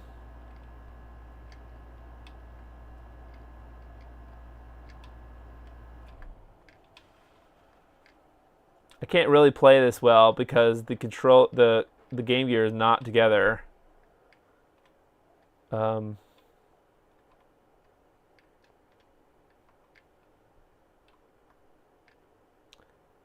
Is this game supposed to have weird scrolling, or is that a problem with the output of the HDMI? Did you guys see that when I was falling? There's like some weird screen tearing, not tearing, but like I don't know. Sound problem could be the cables from the main board to the soundboard are backwards. Sound out on the pins 94 to 97 on the ASIC. Okay, well. So this works okay. I wish I could test it more, but I want to make sure that the audio works. But yeah, neat. Interesting that it works. You know, pretty good. And the morph picks it up fine. Some games do mid VSync updates. Oh, okay. Even on a stock screen with stock cap screen hides it. Yeah. Okay, so it's not necessarily. Oh, I could also enable frame lock. Okay, interesting. Okay, so it is. I've noticed that before, at least on other IPS screens. So I'm not. I don't think it's particularly this board or anything. This screen.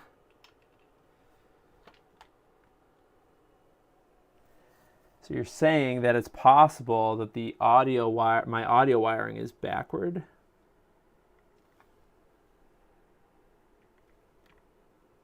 Don't know if it is.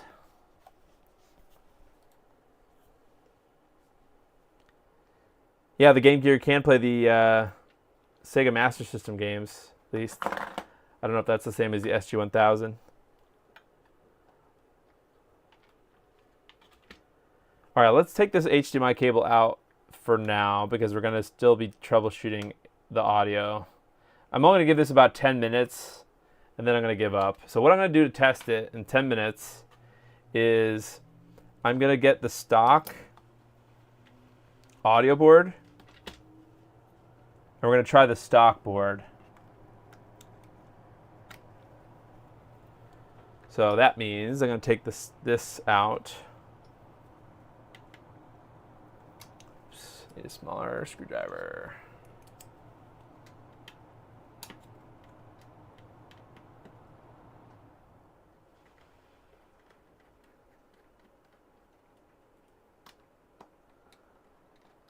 Oh, the SG-1000 is before the Master System.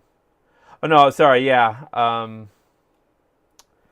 Not the Master System. Oh, yeah, okay. So never mind. That's like, it is before the Master System. I always think that Master System is like NES, but then like my brain falls apart with like what's before the NES, and Nintendo never really made anything. Oh gosh, is this going to be hard to take out in this position? Yeah, it is. I need to take this. Really, I have to take this whole thing out.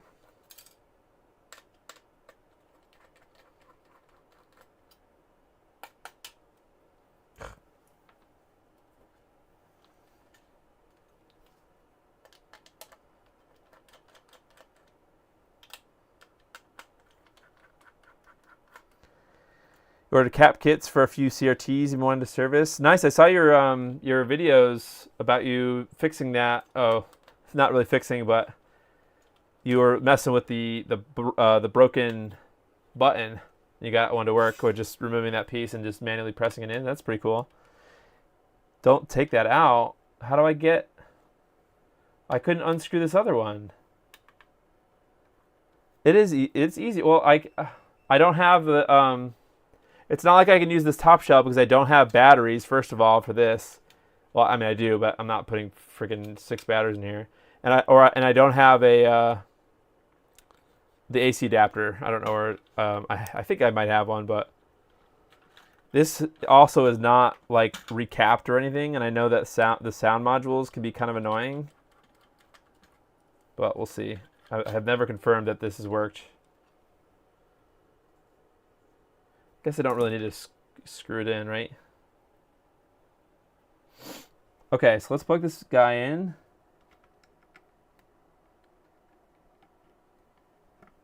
Okay. Then where's our short cable? This one. Is this the same connector? Huh. That's interesting. Okay. Let's try it.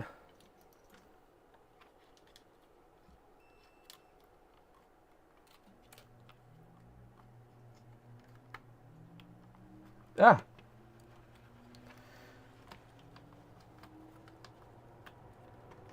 Okay.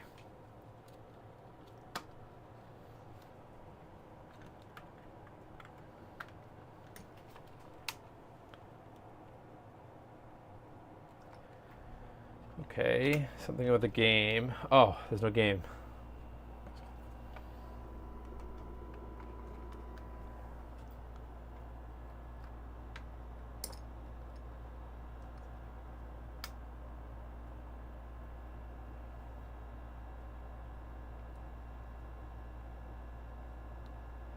No, I didn't test audio last time.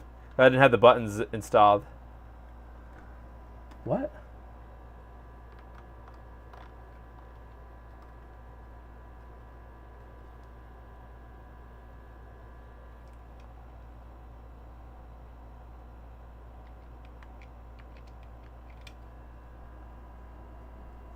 I'm not sure if this game is supposed to have audio right away.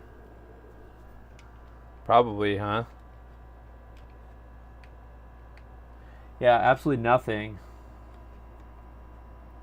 Huh.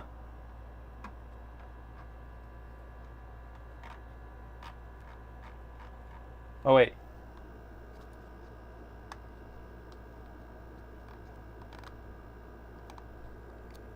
No. Well, at this point, actually, I'm not sure.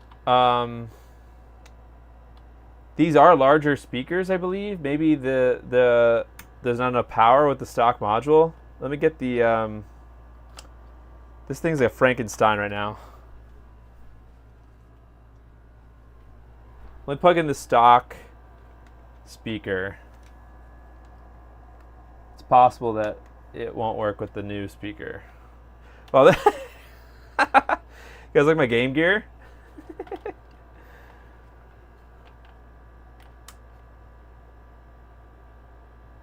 This is a clusterfuck.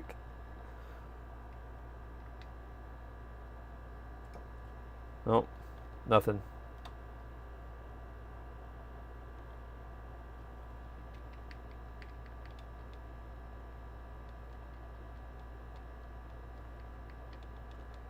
Okay, so then I'm pretty sure it has to do with the ASIC.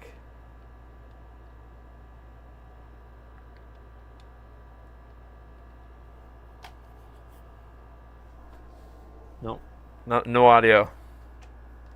And I tried moving this back and forth both ways. Yeah, the game has audio when you hear the sun and tree, or you get to the sun and trees. Yeah, zoom in on the motherboard the mainboard connector. Zoom in on the mainboard connector. Okay, so I'm going to turn this off. Unplug. Unplug.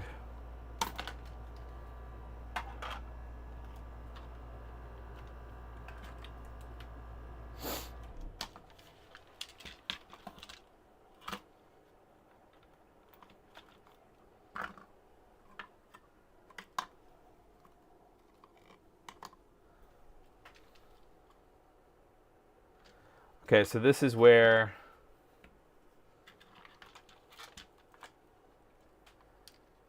the audio is. You smell fish? Yeah, pretty much. Yeah, all for some reason Game Gears just reek like fish. All the old caps and stuff. So that's what you wanted to see, right? Down here. So this is, I think that's the pin 1 indicator, right? This thing. And I saw it says written at the top. I can't really zoom in more. It does say 1.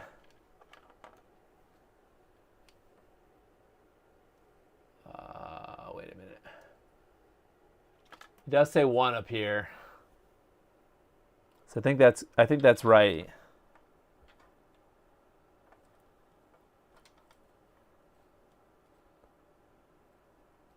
Especially considering this other one over here works fine. It's written pin 1 on the board here. It says 1 there. And that's where the little indicator on the connector is. So I'm pretty confident that that's incorrect. That's in well. It's in good. So the only other thing I can think of is it's something with the ASIC.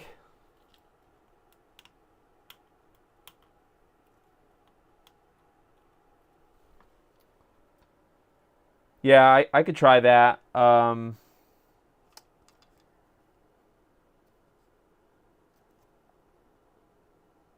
It's possible that the audio pins are also not. So maybe I'll try to reflow everything. I'll reflow the whole ASIC. Well, I'm about to hop off in a minute. So I'll try to fix this online. So I know or offline. So I know this is a pretty unsatisfactory end. However, we did get HDMI to work.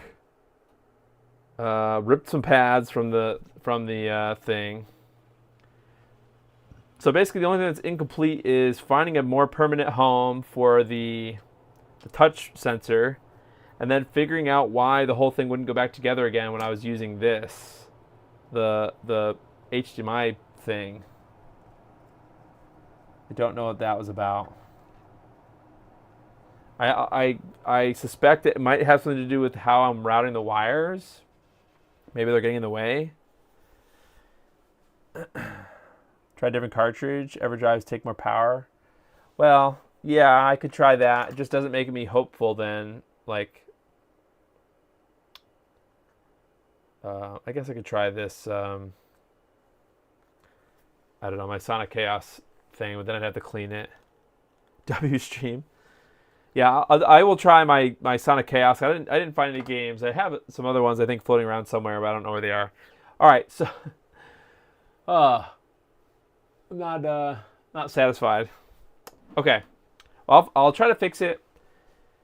I'll give you my thoughts too before I go about the SYF. It seems so far it seems a lot more reliable than at least the GGHD. The GGHD was that's the Gamebox GameGear consolizer. That was finicky with the stock motherboard. With the SYF motherboard, I think that drastically improves the reliability of the motherboard. I mean, obviously I haven't tested in every single scenario, but so far it seems to be more reliable as far as like working every single time. So that's what I'll say about the SYF board. I also really like how it highly integrates basically with the BennVenn HD screen, the version 3. If you get this flex cable, it's basically a no solder install if all you want is the screen. Obviously you have to solder if you want the touch to enable the well, I mean you want this basically because you have to be able to select the cropping mode. So like if you don't select that, the screen is not, it's going to run into the bezel of the screen. So it's going to look weird unless you cut the case to be the full size. So I guess I recommend the touch sensor thing because you need that to get into the OSD. That touch sensor in the OSD, if you don't rip the pads, that is, they seem really, it seems good. It seems like it works well. And obviously it works, and the HDMI port works, and you know, the morph was fine with it. It didn't seem to not connect, you know. I wish I had more time to kind of tell. I wish I had time to test the frame lock thing, because I would be interested to see if that gets rid of the scrolling, the vertical scrolling thing. The Eternal Champion spin-off on the Game Gear's trash. It should just be the pins on the top of the ASIC that has all the audio pins above the Sega. Okay, so you mean like in its orientation here, on the top here, or literally on the top when you can read the text? So on this side. So, do I recommend this? And I think the answer is a hard maybe. It does seem like a really good screen so far. I mean, obviously I didn't do a ton of testing. It's kind of annoying that the audio wasn't working. But this is probably, you know, if you do want a Game Gear, like a high-end Game Gear, it does give you the option, obviously, to do the HDMI. But I mean, to stream, if you wanted to capture and stream it, the problem is the HDMI. You know, not a super problem, because I mean, if you're trying to capture it for streaming, like, it's basically, if you're trying to make this a replacement for, a consolizer for streaming, it will work. I think it will be good. The problem is you have to capture audio separately, which is not necessarily a problem. You know, I think the idea for using this as a capture device for Game Gear is it acts like its own controller, right? So you don't really need to use another controller, different type of controller. But the problem is the HDMI port, if you use this layout, the one that I'm using, the HDMI port is on the bottom of the Game Gear and the audio is on the top. So you're really tethered to your capture setup. If it was maybe just the HDMI port, or if the HDMI port was also on the top, which it sounds like Alteration says that there's some kind of a thing coming, a kit coming for that, then I think it might be better. But you're definitely tethered to this thing, so that's something to keep in mind if you want this to stream. If you just want a high-end Game Gear, I also think I think that's a better idea to if you're going to use it just as a handheld. Plus, you can get rechargeable batteries too. USB-C is a nice touch because you don't have to find a power. So basically, I mean the whole kit and caboodle, right? The SYF motherboard and the audio, well, assuming this is working correctly and it's just my ASIC that's not soldered correctly, and the power module thing with the USB-C, you can either use rechargeable batteries or just plug it into the USB-C and not have to worry about getting the adapter, original adapter thing. Is Game Gear ASIC CPU, GPU, and sound hardware in one chip? Well, there is the one chip ASIC, which is what I have, but there's also a 2-chip ASIC, so there's a different motherboard. So I have the one ASIC version here. So you look down in this area, if you have a Game Gear and you want to determine which version you have, you look down in this bottom corner here. If it has 2, like this,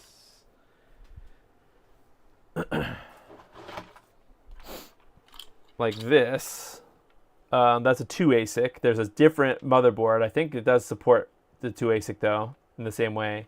But if you have one like this, I don't know which of these contains the audio pins.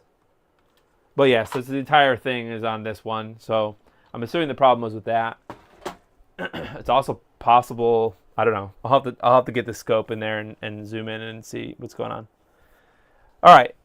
Hopefully that was satisfactory as far as whether or not I recommend this. I think, you know, long story short, it's iffy for capture just because you're tethered. Even, you know, best case scenario, it works perfectly, which it seems like it would with a little more tweaking for my setup here. The best case scenario is you're still tethered kind of hard to your capture setup if you're hoping to use it as its own little controller. Not to mention the fact that you can't also view it on the screen. But if you're looking for a high-end Game Gear, then I think this is a really good, you know, reliable, always ready to go. The screen is going to look really good. I mean, this is the 3rd version of this. BennVenn has been making these screens for a long time, so I think this is the screen to get if you want to have Game Gear. I don't have any affiliate links or anything, so I can't really. I'm just giving my opinion. You could do your own research, whatever. But yeah. All right. The cable may be backwards. Okay. Well, I can. Looking at it from a downward shot, I will definitely look again. I'm only judging by the pin 1 indicator thing, which is on the side of the pin 1.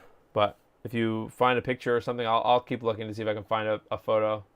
Actually, no, I'll just look at the other GameGear that I have that's working over there. What's coming next? I'm still waiting for PCBWay to send me the summer carts, right? So if you remember, their PCBWay is going to be, so it's going to be a sponsored stream. PCBWay is partially assembling most of it. I do have to hand solder 2 things to the cart. Ooh, this is sort of interesting. I didn't mention it earlier.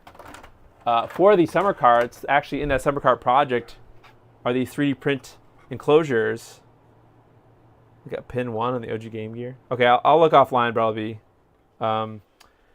included in the summer cart project are these this GameGear N64 cart. So I 3D printed this on my P1S, my Bamboo Labs P1S, and this is ABS actually. So this is a really nice looking.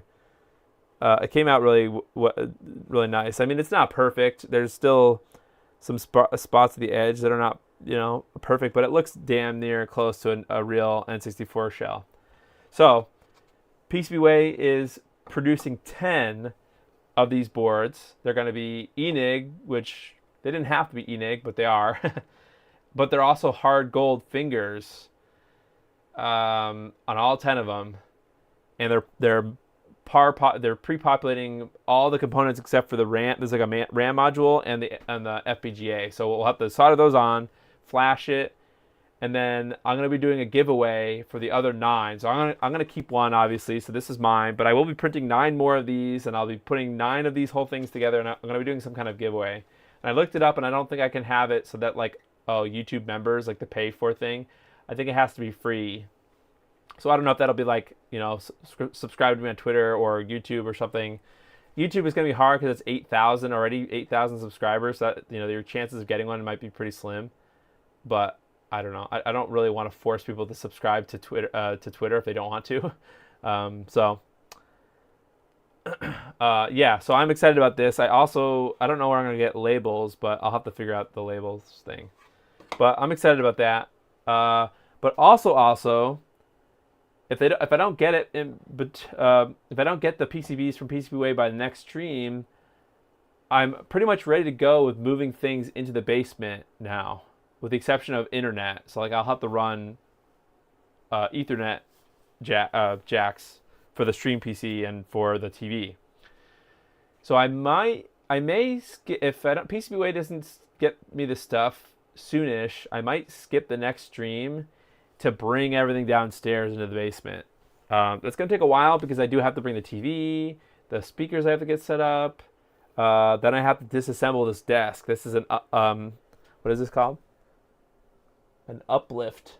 My uplift sit-stand desk. I have to disassemble it basically because it will not fit down the stairs assembled, which is annoying. But it's a hefty desk. So, what's the N64? Yeah. So this will be a housing for the Summer Cart 64, which is an open source EverDrive alternative. But what's interesting about the Summer Cart is it also works with N64 disk drive DD games. It has DD emulation on it, so it's kind of a cool thing. Yeah, so that's the reason I printed this, is because I'm getting PCBs to make this cart, but I needed a bunch of shells, so that's that. Talk to Ariel Aces about labels. Yeah, maybe. That'd be kind of cool to have special edition ones. But yeah, it's not a standard label. So the front is a standard size, I believe, but the back has a little bump out. I think there's some kind of a button here. So this is a custom size. But it shouldn't be that hard for him to get the STL for this thing and to get the layout of the button or the sticker. Maybe I'll talk to him. Maybe we could do a joint collab giveaway thing just for haha. So Blue Sky draw only, yeah. Well, I mean, I already have 100 something followers on Blue Sky, so maybe I'll do a Blue Sky only. I mean, yeah, I don't know. We'll have to see. He could take care of you, special or normal labels. Nice, cool. Maybe I'll reach out. All right, I have some more work to do with this, and yeah, hopefully coming soon will be the next phase of streaming and video edit production, which is the set in the basement. So I'm super excited about that. I've been working really hard on the outlets, getting it all presentable, ordering furniture and things. Like, I spent a lot of money where I don't necessarily need to spend it, but I hope that it's worth it. And it'll, I honestly, it looks so good, and I feel so good about being down there.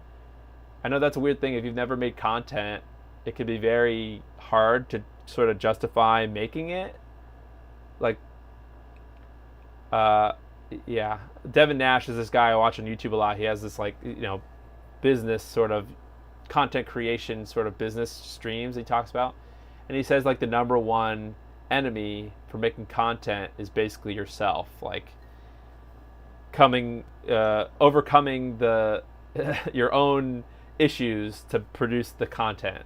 So that's probably that's the hardest part about making content, is yourself, like overcoming your own obstacles. So only one YouTube payout. So anyways, the picture, yeah, if you haven't seen on my Twitter, and Blue Sky, now I'm cross posting now to Twitter and Blue Sky. So here, before I go, I'll send you off with the picture in case you don't have other social media. Am I logged in here? Oh, let me, I've got to sign in over here. Oh, look at that. Signed in already. I don't know why. Whatever. I'm just using Blue Sky instead of Twitter just for ha-has. So I just for ha-has, I have my, so I got this piece of furniture at Bob's Discount Furniture. I ordered online. It's a new thing, but it's like this nice, fake mahogany, whatever looking, sort of retro. It kind of reminds me of like a record, like a vinyl record player sort of stand thing. And the doors open up on either side, and they look like they're just big enough, like you could put vinyl records in them, sort of standing up on their end. And so it's kind of it's big. It's 60 inches wide. It's actually bigger than the width of my TV. So it's gonna be weird, but yeah, I think it'll be nice to be able to. Basically, I'm trying to gear up so that I can make nicer, like, B-roll of equipment and stuff.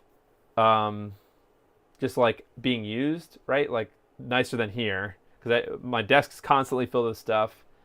So anyways, and in the background you can see my little plugs that I've been updating. I got a fake plant from IKEA. So did I keep the brown plugs? Not only did I keep the brown plugs, I added brown plugs. So the original plugs were brown. Well, actually they were the